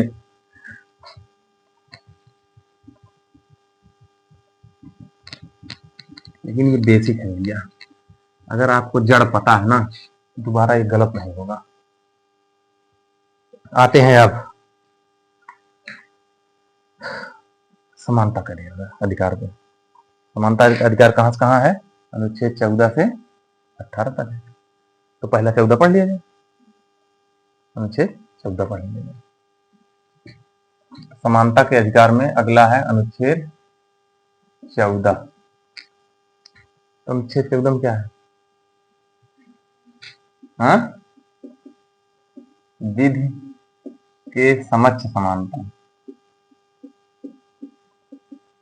पढ़े हो, या विधि के समान संरक्षण। तो कह दीजिए इसको कहे लिख रहे हो बार बार, ये दोनों देख के चीजें लग रही है। हाँ, तो राज्य किसी भी व्यक्ति को विधि के समक्ष समानता से, राज्य या विधि के समक्ष सभी व्यक्ति समान है, इसका मतलब ये हुआ, समझे। सिंपल भाषा में इसका मतलब हुआ कि राज्य किसी को विधि के समक्ष समानता या विधि के समान संरक्षण से रोकेगा नहीं। हम पूरा कर देते हैं। राज्य विधि के समक्ष समानता है उसमें से अपनी भाषा में लिख रहे हैं, रोकेगा नहीं, उसमें होगा प्रतिबंध नहीं लगाएगा। ठीक है, वहां पे क्या होगा, प्रतिबंध नहीं लगाएगा, हम बता रहे हैं रोकेगा नहीं। तो दोनों बातें एक ही हैं, एक है अलग अलग, एक ही तो लग रही ना। समानता या समता होगा तो दिक्कत मत लीजिए, समानता भी लिख दीजिए, समता भी लिख लीजिए, एक ही बात है।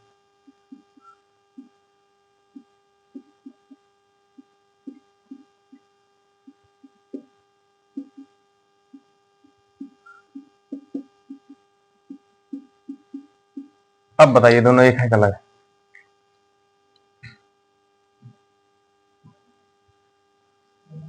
विधि के समक्ष समता कहां से लाया गया है, ब्रिटेन से। अब विधि के समान संरक्षण कहां से आया है, अमेरिका से। तो दोनों बातें क्या है, ठीक। इसका मतलब इसको समझिएगा, तो विधि के समक्ष समता मतलब सभी व्यक्ति समान है, किसी को विशेषाधिकार नहीं। समझ में आया? इसमें क्या है, सभी व्यक्ति समान है, किसी को विशेषाधिकार नहीं। इसमें है कि समान परिस्थितियों में रहने वाले लोगों के लिए समान विधि होगी। दोनों बात नहीं समझ में आ रही। जैसे सिंपली समझिए, जेल का मामला बताते हैं तो ज्यादा समझ में आएगा। अब ये है कि कोई गलत काम कर रहे हो तो दो व्यक्ति हो, चाहे अमीर हो चाहे गरीब हो, दोनों को बराबर सजा होगी, सजा बराबर होगी, ठीक। लेकिन अगर अमीर है, यहाँ पे अमीर है, आपको सामान्य तरह से रहने का वो नहीं है, तो ये कहता है कि अमीर लोगों के लिए अलग व्यवस्था हो, स्पेशल व्यवस्था हो जाए। ये अमेरिकी संविधान कहता है, ये कहता नहीं सब बराबर है। दोनों में अंतर समझ में आ रहा है कि अगर आपने कानून का उल्लंघन किया दोनों को समान सुविधाएं मिलेगी। ये कहता है कि नहीं, आप विशिष्ट परिस्थितियों में जिए हैं तो आपको विशिष्ट परिस्थितियां मिलेंगी, बस सजा बराबर मिलेगी। नहीं समझ में आया? जैसे एक बहुत बड़े आदमी हो कोई, एक हम आप हो, हम कोई गलती करें, दोनों लोग को सजा हो गई, मान लीजिए 7-7 साल की, तो हम लोग सामान्य जेल में रहेंगे। लेकिन अमेरिकी संविधान कहता है वो बड़े आदमी है तो उनको जेल में पूरी सुविधाएं दी जाए। हाँ, विशेष परिस्थितियों के लिए विशेष विधि, ये कहता है अमेरिका वाला। ये कहता है चाहे जैसे हो हाँ बराबर। अंतर समझ में आ रहा है क्या बता रहा हूं? हाँ, ये किसी को विशेषाधिकार नहीं प्राप्त होगा।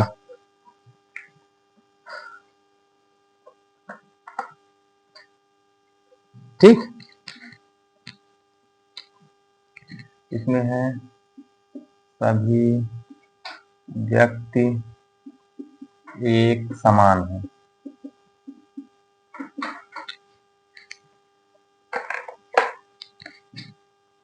किसी को विशेषाधिकार प्राप्त नहीं। इसमें क्या है, समान परिस्थिति में रहने वालों के लिए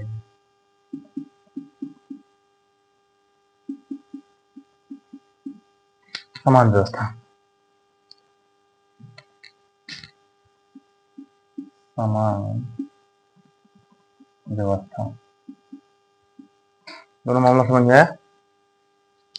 यही है अनुच्छेद 14, इसको सब जानते हैं।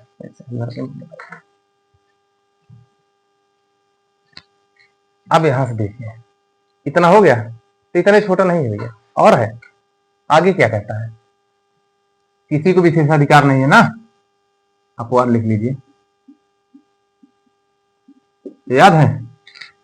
हाँ, अपवाद ऑटोमेटिक पीछे बता चुके हैं तो ऑटोमेटिक दिमाग में आना चाहिए। हाँ, राष्ट्रपति, राज्यपाल, सांसद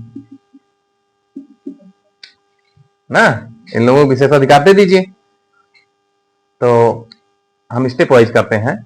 राष्ट्रपति और राज्यपाल जब अपना काम कर रहे हो तो इनके विरुद्ध विशेषाधिकार, विशेषाधिकार जानते हैं क्या है? जैसे कोई व्यक्ति किसी पद पे है, कोई व्यक्ति किसी पद पे हो, परमादेश होता है। एक रिट अभी जो बता रहे हैं 5 रिट होती है, उसमें एक परमादेश होती है। तो जैसे आप किसी पद पे हैं, नौकरी कर रहे हैं, तो आप जाके बैठिए, अपना काम मत करिए, तो कोई अगर न्यायालय चला गया ना, तो वहां से आपको परमादेश जारी होगा, आप अपना काम क्यों नहीं कर रहे हैं। लेकिन अगर राज्यपाल और राष्ट्रपति है ना, वहां पे बैठे हैं, तो आप ये परमादेश जारी नहीं हो सकता। मामला समझ रहे हैं? विशेषाधिकार हो गया ना। यही मुद्दा देखिए, तो तमिलनाडु सरकार बनाम तमिलनाडु राज्यपाल हुआ है, यही मुद्दा है। ठीक, तो के खिलाफ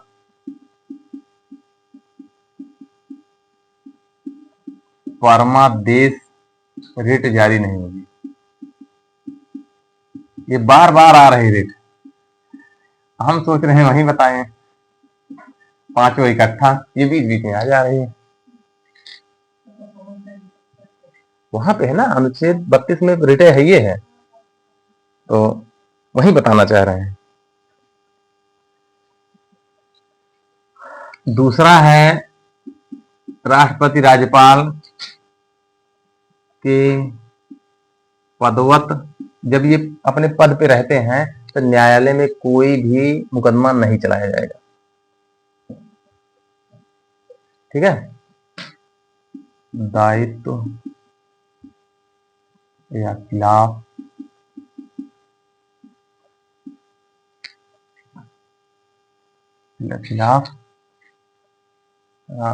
मुकदमा नहीं है।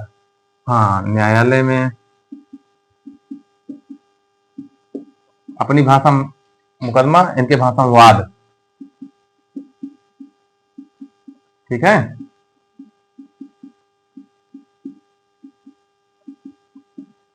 और फौजदारी वाला बिल्कुल नहीं चलता, और सिविल वाला नहीं चलता। अगर मान लीजिए इनको चलाना ही है दीवानी वाला, सिविल मुकदमा चलाना, 2 महीने पहले इनका सूचित कर दें। राज्यपाल और राष्ट्रपति को 2 माह पहले सूचित कर दिया जाए, तब मुकदमा चल सकता है, नहीं तो नहीं चल सकता। ये कहाँ दिया है? अनुच्छेद नंबर 361।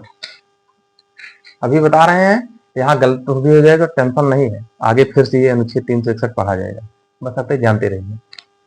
असल में बोलते 361 है, 316 लिख उठेगा अभी तो पहले बता दे रहे हैं कि गड़बड़ हो सकता है, तो इसको बहुत ध्यान नहीं देना, आगे मिलेगा वहां अच्छे फिर से बताएंगे। यहाँ केवल इतना जानिए कि इनके खिलाफ न्यायालय में विवाद नहीं चलेगा। अगर सिविल पे चलेगा, सिविल और फौजदारी दोनों जानते हैं, एक झगड़ा वाला होता है, एक जमीन जायदाद शादी विवाह ही वाला होता है। ये सिविल है, शादी विवाह वाला और जमीन वाला, और दूसरा वाला कौन सा है? मारपीट वाला, और फौजदारी है। तो सिविल मुकदमा अगर फौजदारी चलेगा नहीं, क्योंकि मारपीट करते ही नहीं। और अगर सिविल चलाना है तो 2 महीने पहले सूचित करना होगा दोनों को। ठीक, उसके बाद तीसरा क्या है? विदेशी राजनयिक जानते हो? विदेशी राजनयिक यूएनओ जानते हो? संयुक्त राष्ट्र संघ का कोई है? हाँ, विदेशी राजनयिक ऐसे कर लीजिए, शासकों यूएनओ, संयुक्त राष्ट्र संघ के जो मतलब क्या कहें, संयुक्त राष्ट्र संघ के जितने संगठन हैं, उनके अगर सदस्य कोई है तो उनके ऊपर ये सब लागू नहीं होगा। तो यूएनओ तथा इसकी एजेंसियों के विरुद्ध न्यायालय में मुकदमा नहीं होगा। ठीक, कोई भी, मतलब फौजदारी और सिविल दोनों एजेंसियों के विरुद्ध न्यायालय में वाद नहीं चल सकेगा। ये क्यों बता रहे हैं? इसका अपवाद है भैया। तो सिंपल भाषा में ये समझिए, राष्ट्रपति राज्यपाल के विरुद्ध कुछ न हुए, परमादेश रिट जारी न हुए, न्यायालय मुकदमा न हुए, इनके राजनयिक विदेशी शासक यूएनओ एजेंसी जितनी है, इनके विरुद्ध कोनो मुकदमा न हुए। ठीक है, चौथा है सांसद, अनुच्छेद नंबर 105, विधायक 191, ये सब अनुच्छेद बीच बीच में लिखे हैं। हाँ? तो सांसदों के खिलाफ सांसदों को कैसे विशेषाधिकार प्राप्त है और विधायकों को कैसे विधायकों को विशेषाधिकार प्राप्त के तहत विशेषाधिकार प्राप्त है। इसका मतलब वही समझ लीजिए, मुकदमा नहीं चलेगा, ठीक है, इनकी गिरफ्तारी नहीं हो सकती।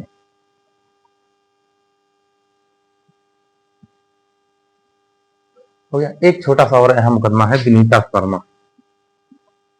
विनीता शर्मा बनाम राकेश शर्मा। राकेश है, हाँ राकेश शर्मा।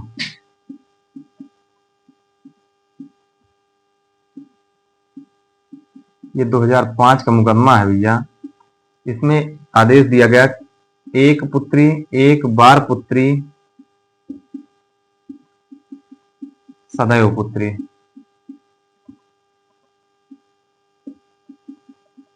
ठीक, एक बार पुत्री सदैव पुत्री, ये सुप्रीम कोर्ट ने कहा। इसका मतलब ये हुआ कि माता पिता में भाई बहन दोनों का बराबर, अगर पिता की मृत्यु हो जा रही है तो उसकी संपत्ति में भाई और बहन दोनों की बराबर का अधिकार होगा। ठीक है, इसमें हुआ पिता के मृत्यु पर पुत्र के बराबर पुत्री का संपत्ति पर अधिकार।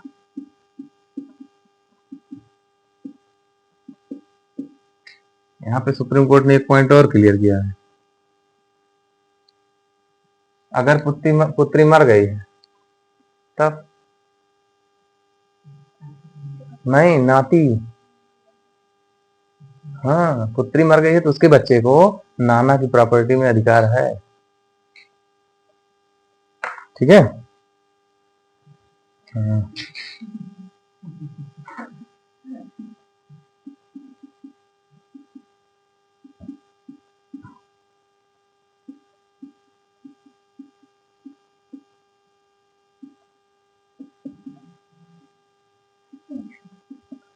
ठीक, अगर पुत्री की उसकी मृत्यु हो गई तो जो नाती पोता होता है ना, पुत्री के बच्चे को नाती पोता, पुत्र के बच्चे को पौत्र पौत्री।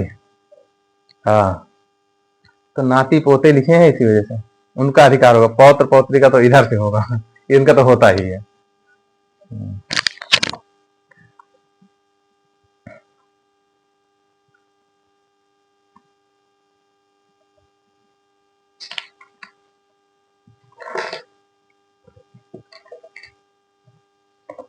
जल्दी करिए जल्दी।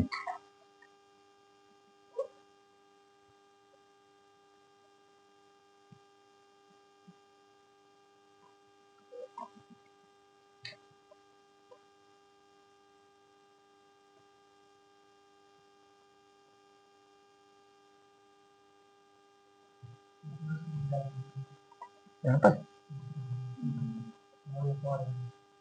यहाँ तक ठीक।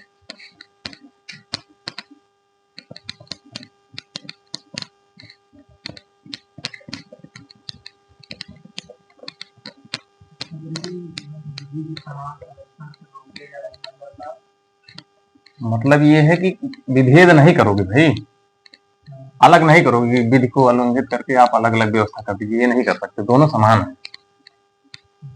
कानून के समझ सभी समान है, जो उसका उल्लंघन करेगा वो दोषी है और उसको सजा देगा। वो तो है कि नहीं, जैसे समान परिस्थिति में रहने वालों के लिए है, और ये ब्रिटेन वाला है कि आप कानून के समझ समान है, गलती बराबर की और सजा बराबर मिलेगी। अमेरिका कहता है कि कोई विशेष परिस्थिति में जिया है, सामान्य परिस्थिति में नहीं जिया है, तो उसको विशेष परिस्थितियों में सजा दी जाए, अमेरिका कहता है। भारत में समान है, भारत में बेटा हाँ, कुछ जगहों पर लागू होता है, जैसे विशेष लोग जाते हैं जेलों में तो उनको कुछ स्पेशल सुविधाएं, जैसे सांसद विधायक को देखिए, इनकी स्पेशल जेल होती है, अलग सुविधाएं होती हैं, तो ये भी लागू होता है, अमेरिका वाला भी लागू होता है। जैसे देखिए, हम लोगों का मुकदमा सामान्य में चलता है, सांसद विधायक का मुकदमा उनकी स्पेशल कोर्ट होती है ना, तो विशेष लोगों के लिए विशेष व्यवस्था हो गई ना। हाँ, वही चीज ना। लेकिन सब वही, सब एक के बाद समझ के काम निकाल लेते हैं, लेकिन दोनों में अंतर है और दोनों का उपयोग है। देख लीजिए आप खुद कि देखिए, सांसदों विधायक का अलग जेल कोर्ट होती है, अलग से सेवा सजा होती है। उसी उतने अपराध के लिए सामान्य व्यक्ति को ज्यादा हो जाती है, वहां कम होती है। बहुत सारी चीजें हैं, तो वो अलग चीज है। अगला चलते हैं, अनुच्छेद 15।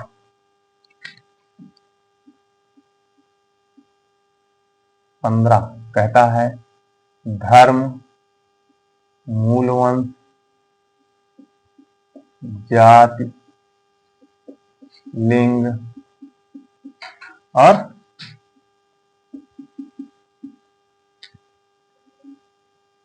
बताइए तब फिर क्या बोलते हैं, जन्म स्थान के आधार पर विभेद विभेद किसी के साथ धर्म, मूलवंश, जाति, लिंग, जन्मस्थान के आधार पर विभेद नहीं किया जाएगा।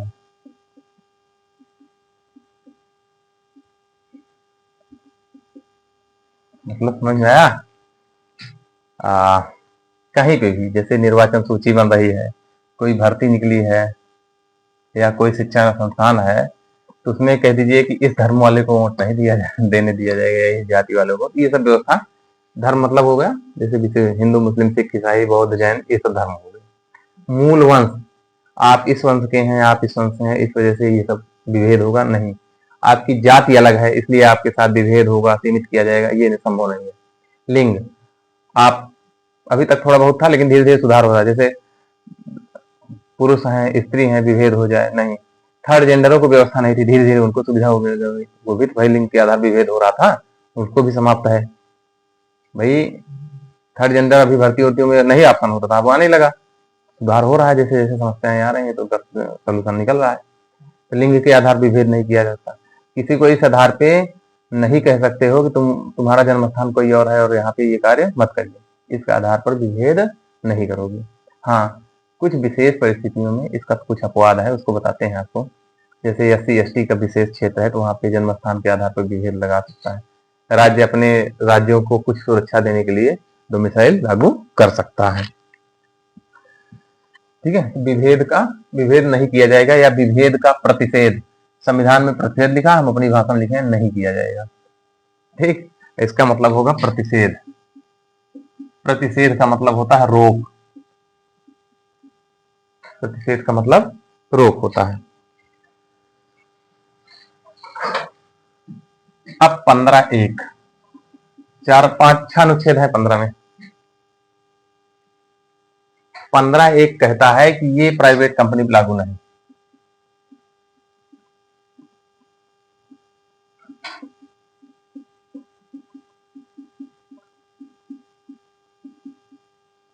ठीक, लेकिन वहां पे भी जोड़ा गया है कि महिलाओं को प्रसूति अवकाश दिया जाएगा या मातृत्व अवकाश दिया जाएगा। अगर महिलाएं काम कर रही हैं तो उनको मातृत्व अवकाश देने से आप रोक नहीं सकते हैं। और विभेद के लिए छूट है, लेकिन अगर महिलाएं काम कर रही हैं तो उनको मातृत्व अवकाश दीजिए। मातृत्व अवकाश मतलब जानते हैं? 180 दिन की छुट्टी मिलती है, फुल वेतन के साथ। फुल वेतन के साथ। तो प्राइवेट सेक्टर 6 महीने का वेतन आपको काहे देगा? उसी के लिए नहीं, उसके लिए है, उसको देना पड़ेगा। हाँ, उसको देना। तो यहाँ पे अपवाद इसका है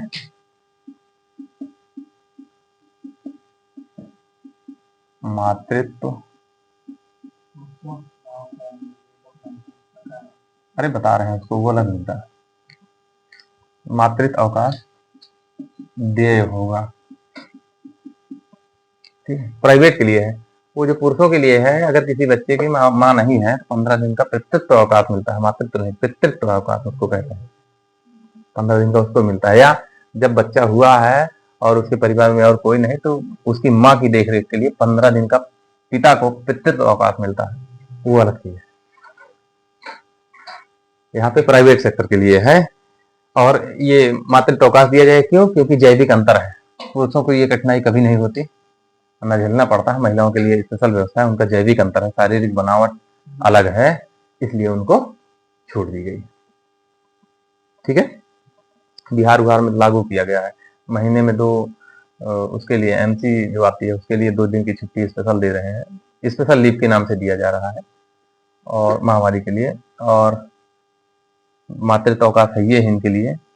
और ऐसे करके वहां पे बिहार में बहुत सारी सुविधाएं, अभी यूपी में कुछ जगहों पे लागू है, कुछ जगहों पे नहीं लागू है।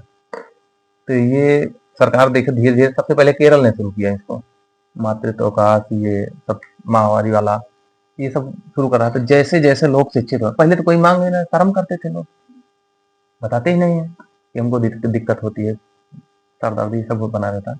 तो धीरे धीरे जब लोग शिक्षित हुए तो अपनी बात रखना शुरू किए, तो जब बात रखोगे तो सरकार सुनेगी, सुनेगी तो सुविधाएं देगी। ठीक है, ये सारी चीजें होती हैं। तो मातृत्व अवकाश दे होगा, ठीक।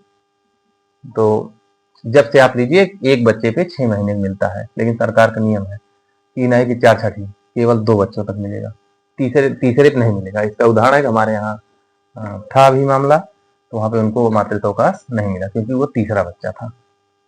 तो 2 बच्चों तक ही आपको मातृत्व अवकाश मिलेगा, समझ में आया? ये दूसरा 15(2) पे आते हैं। 15(2) कहता है, अनुच्छेद 15(2) कहता है कि राज्यों के साथ साथ साथ प्राइवेट को भी आदेश, प्राइवेट को भी आदेश है। क्या आदेश है?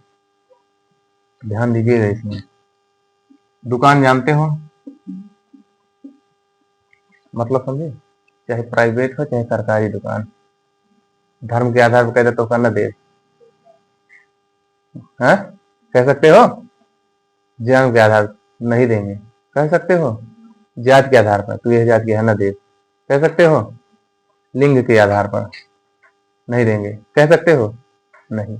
जन्म स्थान के आधार पर, तो इनको रोका गया है, सरकार को भी और प्राइवेट कंपनियों की, आप इसके तरह के कोई भी दुर्व्यवहार नहीं करेंगे। दुकानों, सार्वजनिक स्थलों,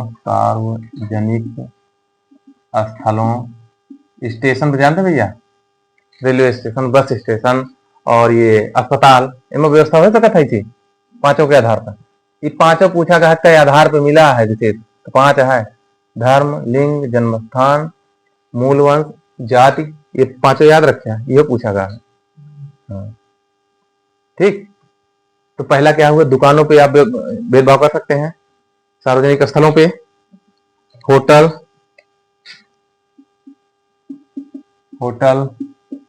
मनोरंजन स्थल, हाँ, मैच हो रहा है कह दीजिए इनको हम नहीं खिलाएंगे या इनको देखने नहीं देंगे, संभव है? नहीं संभव ना, वही कंडीशन है, इस पे रोक लगाइए, इस पर मत करिएगा। या कोई संस्थान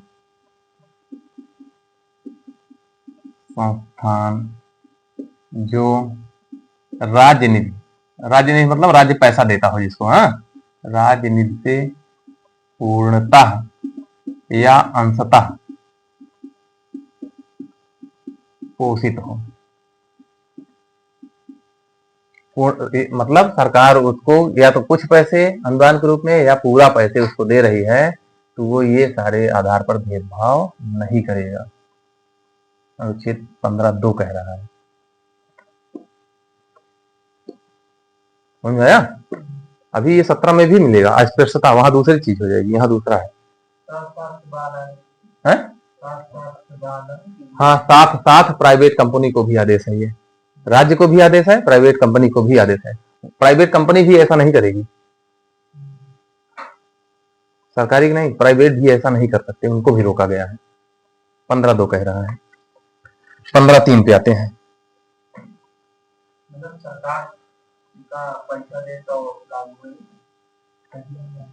इसका मतलब ये हुआ, कोई दुकान हो, चाहे सरकारी हो चाहे प्राइवेट हो, उस पे इन आधारों पर भेदभाव नहीं करोगे भाई, ये आदेश है। जैसे कोई दुकान खोला, अब मान लीजिए प्राइवेट दुकान है या सरकारी दुकान है, तो कह दीजिए आप इस धर्म के, हम आपको नहीं देंगे सामान, खरीद बिक्री नहीं कर, ये रोक सकते हो? तो इन आधारों के आधार पर यहाँ पे विभेद नहीं करोगे, चाहे सरकारी हो चाहे प्राइवेट हो, ये मतलब। राज्य अगर, जैसे ये दुकान है तो राज्य इसको पूरा खुलवा सकती है, या आधा पैसा दे रही हो, प्राइवेट टाइप में चलवा रही हो, तब भी इस पे वही नियम लागू होगा, इन आधारों पे भेदभाव नहीं होगा।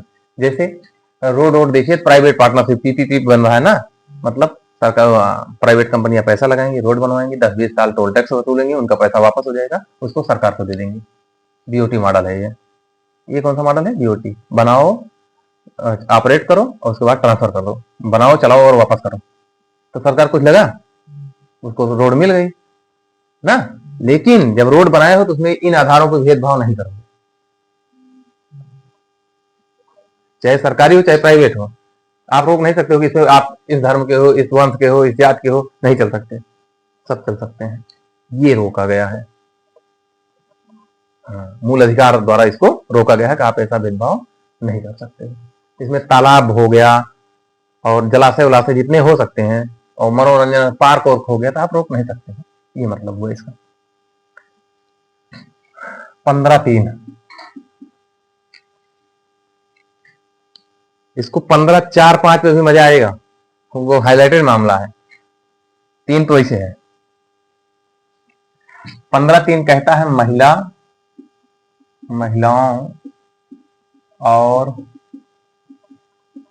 बच्चों के लिए विशेष उपबंध।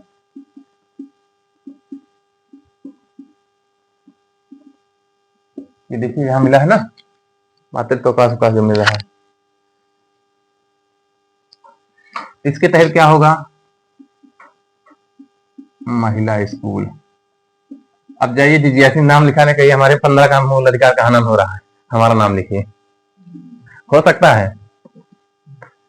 तो सरकार इनकी विशिष्ट जैविक स्थिति के कारण इनके लिए सफल व्यवस्था कर सकती है। 15(3) कह रहा है। नहीं जी ऐसी भाई लड़कियों पढ़ रही है, उसमें केवल लड़के नहीं पढ़ते ना, जाइए कहिए भाई लिंग के आधार भेदभाव हो रहा है हमारे साथ, हमारा भी नाम लिखिए ना।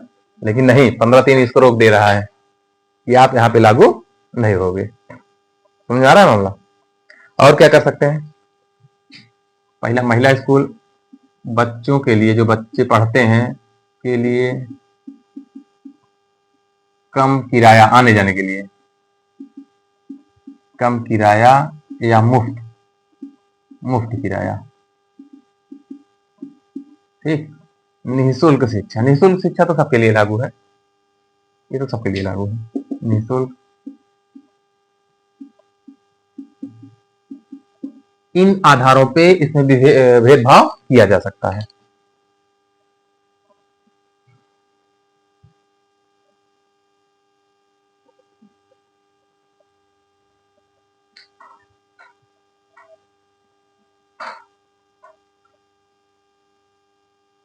हो गया?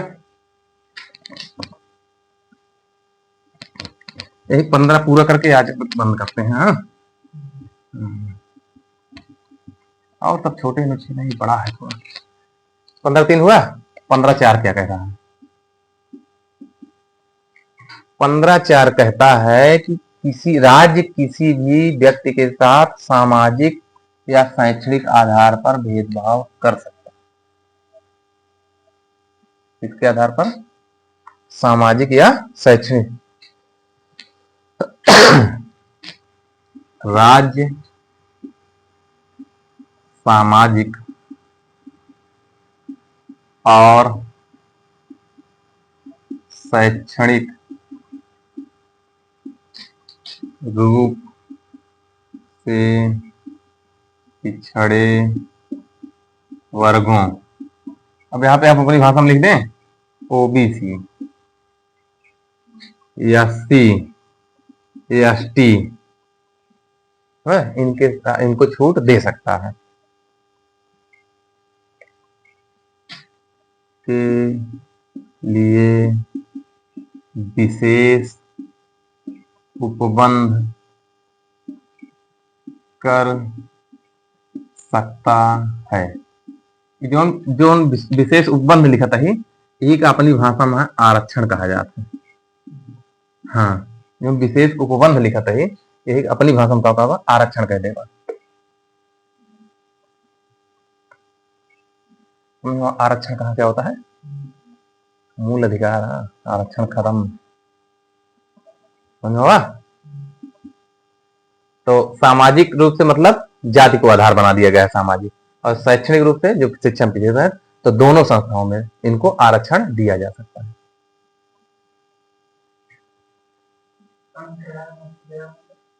जैसे गाड़ी वाड़ी सरकार अपनी तरफ से करे तो उसमें कुछ सब्सिडी दे सकती है, सब्सिडी के तहत कम किराया लगेगा, या तो फ्री कर सकती है एकदम सरकार के ऊपर। हाँ।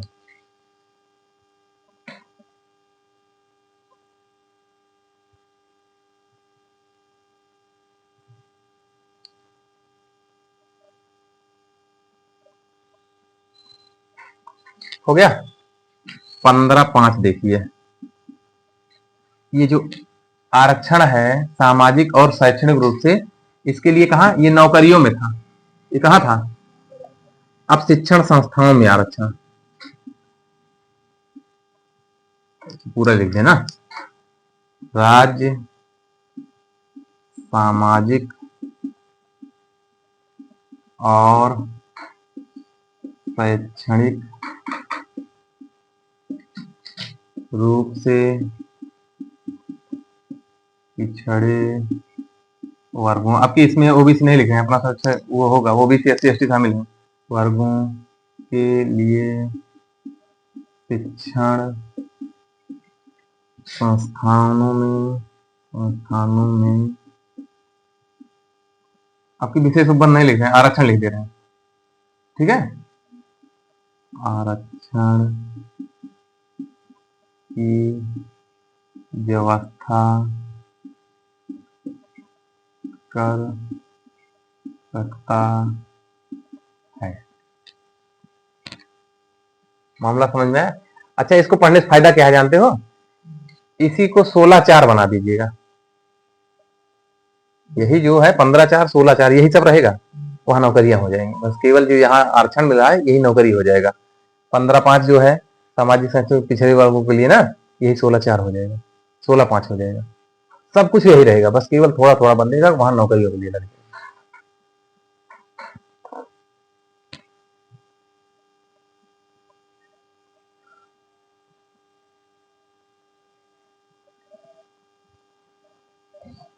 हो गया। 2014 में किन्नर का जो होते हैं इनको थर्ड जेंडर बोला गया 2014 में, उसके पहले इनको कोई वो नहीं था, सुप्रीम कोर्ट ने आदेश दिया कि भाई ये थर्ड जेंडर है। हाँ।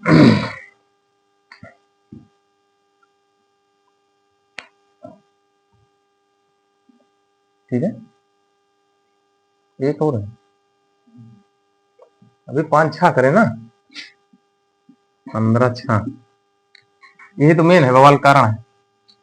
15/6 कहता है, एक इंदिरा गांधी साहनी केस हुआ था 1992 में, उसमें ये क्या हुआ कि ये जो ओबीसी वर्ग एससी एसटी है इनको तो आरक्षण मिल गया, तो ये हुआ कि जनरल में क्या सब ठीक है ठाक है, कुछ तो गरीब उसमें भी है ना, उनको भी तो आरक्षण दिया जाना चाहिए। जो बहुत गरीब हैं जनरल में, जो बहुत नीचे तबके के हैं, जो ओबीसी की अपेक्षा ज्यादा गरीब हैं, उनको भी तो कुछ व्यवस्थाएं होनी चाहिए।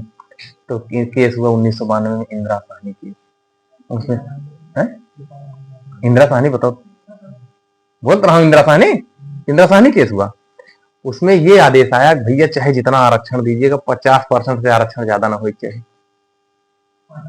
पहला नियम ये आया कि जो आरक्षण है 50% से ज्यादा नहीं आना चाहिए, और दूसरा है कि जो आरक्षण दे रहे हो पिछड़े वर्गों को, सामान्य के पीछे इनको आर्थिक रूप आरक्षित किया गया। तो कहे 15/4 में देखा क्या लिखा है, शैक्षणिक, आर्थिक है ये नहीं ना, कैंसिल।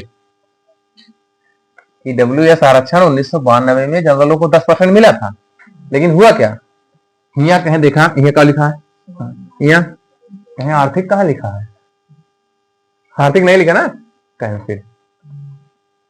फिर दोबारा प्रयास हुआ, नहीं काम चला ना, तो अंतिम में अनुच्छेद संविधान संशोधन 104 और सन 2019। इसमें क्या किया गया, यही शब्दों का कम है, आर्थिक जोड़ दिया गया। अब तो कह सके थे। हाँ, अब यहाँ क्या जोड़ा गया, 19 में आर्थिक रूप से कमजोर EWS को भी के लिए भी विशेष उपबंध को विशेष उपबंध समझ गया। अब जब इसके बाद किया गया फिर मुकदमा गया सुप्रीम कोर्ट। अब कहीं कहीं यहाँ लिखा तो है अब की बार कहें, इसके पहले क्या कह रहे थे, भाई देखा है मैं लिखा नहीं ना, कैंसिल। आपकी काबा लिखा है, अब नहीं कैंसिल, सुप्रीम कोर्ट ने इसको डन कर दिया कि नहीं सही है। मामला समझ में आया कहां से EWS आया, इतना आसान नहीं था, ये 1992 से आ रहा है। हाँ, इसी के कारण ये कैंसिल हो जा रहा था। अब की क्या किया, पहले इसमें संशोधन किया गया, भाई आर्थिक है। अब इसके बाद EWS को दिया गया 16, ये 15 में कहा गया कि आर्थिक रूप से आरक्षण दे सकते हैं, ठीक, शिक्षण संस्था और नौकरियों में। अब मिलेगा कहाँ, 16(6) में, नौकरियों शिक्षण में। अब जब 16(6) में जोड़े इसको तो फिर मुकदमा हुआ, तो कहीं कहीं देखा है मनाही लिखा, कहीं हियर लिखा है। अब तो आरक्षण दे सकते हैं, तो सुप्रीम कोर्ट केस डन, सही है। कैसे आया, समझ में आया, ये अनुच्छेद समझ में आए। 104 खूब मामला ये चल रहा है ना, इसको जानना जरूरी था। और ओबीसी के लिए एक स्पेशल व्यवस्था लगी हुई है कि अगर कोई व्यक्ति ओबीसी है उसको आरक्षण मिल रहा है, SC ST के लिए नहीं लगी, ध्यान दीजिएगा। लेकिन उसमें ये नियम लगा है कि अगर किसी व्यक्ति की ओबीसी वर्ग की वार्षिक आय 8 लाख से ज्यादा है तो उसका क्रीमी लेयर कहा जाए। क्रीमी लेयर मतलब आप उच्च स्तर के हैं, ठीक ठाक हैं, आपको आरक्षण की जरूरत नहीं है। तो जेके इनकम साल भरे के 8 लाख से ज्यादा है उनका आरक्षण न मिले, ओबीसी की बात है। SC ST के लिए ना है ना, ओबीसी के लिए है। SC ST में तो मायावती भी आरक्षण ले सकते हैं, लेकिन ओबीसी में अखिलेश यादव आरक्षण या बड़े लोग नहीं ले सकते। नाम तो कहीं किसी का नहीं लेना चाहिए, या बड़े लोग जो भी हैं उनके आरक्षण नहीं ले सकते। वैसे राजनीतिक मुद्दा नहीं, तो सब चलेगा। तो ये मामला समझ में आया। और क्या किया गया, इनको कहा गया कि 8 लाख से ज्यादा है तो आप इसके नहीं, इनके लिए और इनके लिए, ओबीसी के लिए, दो के लिए क्रीमी लेयर आया। कहा गया कि आप कब गरीब नहीं है, जब आपकी इनकम 8 लाख से कम है। अगर 8 लाख से ज्यादा है तो आप EWS नहीं होंगे, ठीक। और दूसरा, ये आरक्षण 50% से ज्यादा नहीं होना चाहिए। उसमें और कुछ है कि जैसे इनको आरक्षण कितना मिलेगा, 10% मिलेगा, ये भी जानते रहिए। और ये आरक्षण जो ये इसके पहले 49% है उससे अधिक अलग होगा। इनको कितना है, 27 है, इनको कितना है, 15 है, इनको कितना है, 7.5 है, जोड़िए 49.5 हो रहा है। ओबीसी को 27 जोड़िए फटाफट जोड़िए, 49.5 हो रहा है ना। ये जो 10% है इस 49.5 से अलग होगा। अब फिर समस्या 50% से पार हो जा रहा है, आरक्षण 50 से पार हो जा रहा है।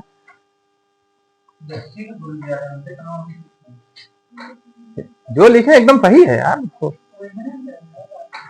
इसको एकदम करेक्ट है, आपकी गलती नहीं है।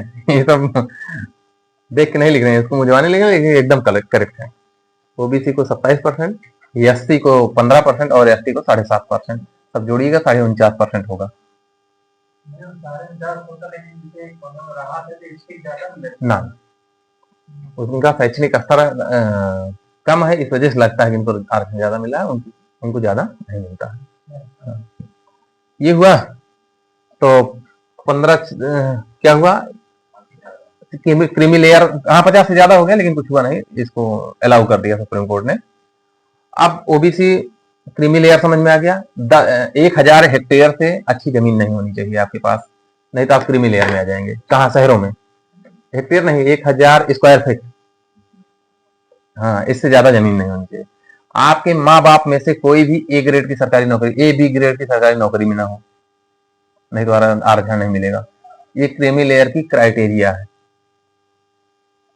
हाँ, अब 15(4) जैसे पढ़े हो वैसे 15 पूरा पढ़े हो, वैसे 16 पूरा, ऐसे 6 पार्ट होंगे उसके लिए, बस इसको वहां हाँ लागू किया जाएगा। हाँ, इसके आधार पर भेदभाव रोका गया है। तो हमने आज कितने अनुच्छेद पढ़े? 3। अनुच्छेद 12 का कहता है राज्य क्या है, 13 कहता है कि ताकत है मूल अधिकारों को रोकने के लिए, मूल अधिकार को लागू करने के लिए। फिर यहाँ कुछ बवाल किया संसद ने, दोनों में बवाल हुआ, अंतिम में समझौता हो गया मूल ढांचे के तहत। 15 में 6 पार्ट बने। पहला है धर्म, मूलवंश, जाति, लिंग, जन्मस्थान के आधार पर विभेद नहीं करोगे। तो 15(1) कहता है प्राइवेट कंपनियां भी विभेद नहीं करेंगी। 15(2) कह रहा है राज्य के साथ साथ प्राइवेट कंपनियां भी विभेद नहीं करेंगी। कहाँ? दुकान, सार्वजनिक स्थल, मनोरंजन स्थल, खेल स्थल, जो विशिष्ट स्थल है यहाँ पे भेदभाव नहीं हो सकता। 13 कहता है 15(3) कहता है कि महिलाओं और बच्चों के लिए विशेष उपबंध किया जा सकता है, इसमें किसी को कोई आपत्ति नहीं हो सकती क्योंकि इनकी जैविक बनावट अलग होती है। ठीक। 15(4) कहता है कि सामाजिक शैक्षणिक रूप से पिछड़े ओबीसी, एससी, एसटी को आरक्षण दिया जा सकता है। 15(5) कहता है राज्य सामाजिक और शैक्षणिक रूप से पिछड़े वर्गों के लिए शिक्षण संस्थाओं में भी आरक्षण देगा। ठीक। और अंतिम में इसको जोड़ा गया 104वें संविधान संशोधन की आर्थिक रूप से पिछड़े वर्गों के लिए भी आरक्षण की व्यवस्था की जा सकती है। ये हो गए 12 से 15 अनुच्छेद और कुछ बेसिक नियम थे जो मूल अधिकारों के, वो हमने आपको बताया। अब यहाँ से मुकदमे नहीं है, मान चलिए, यही समाप्त।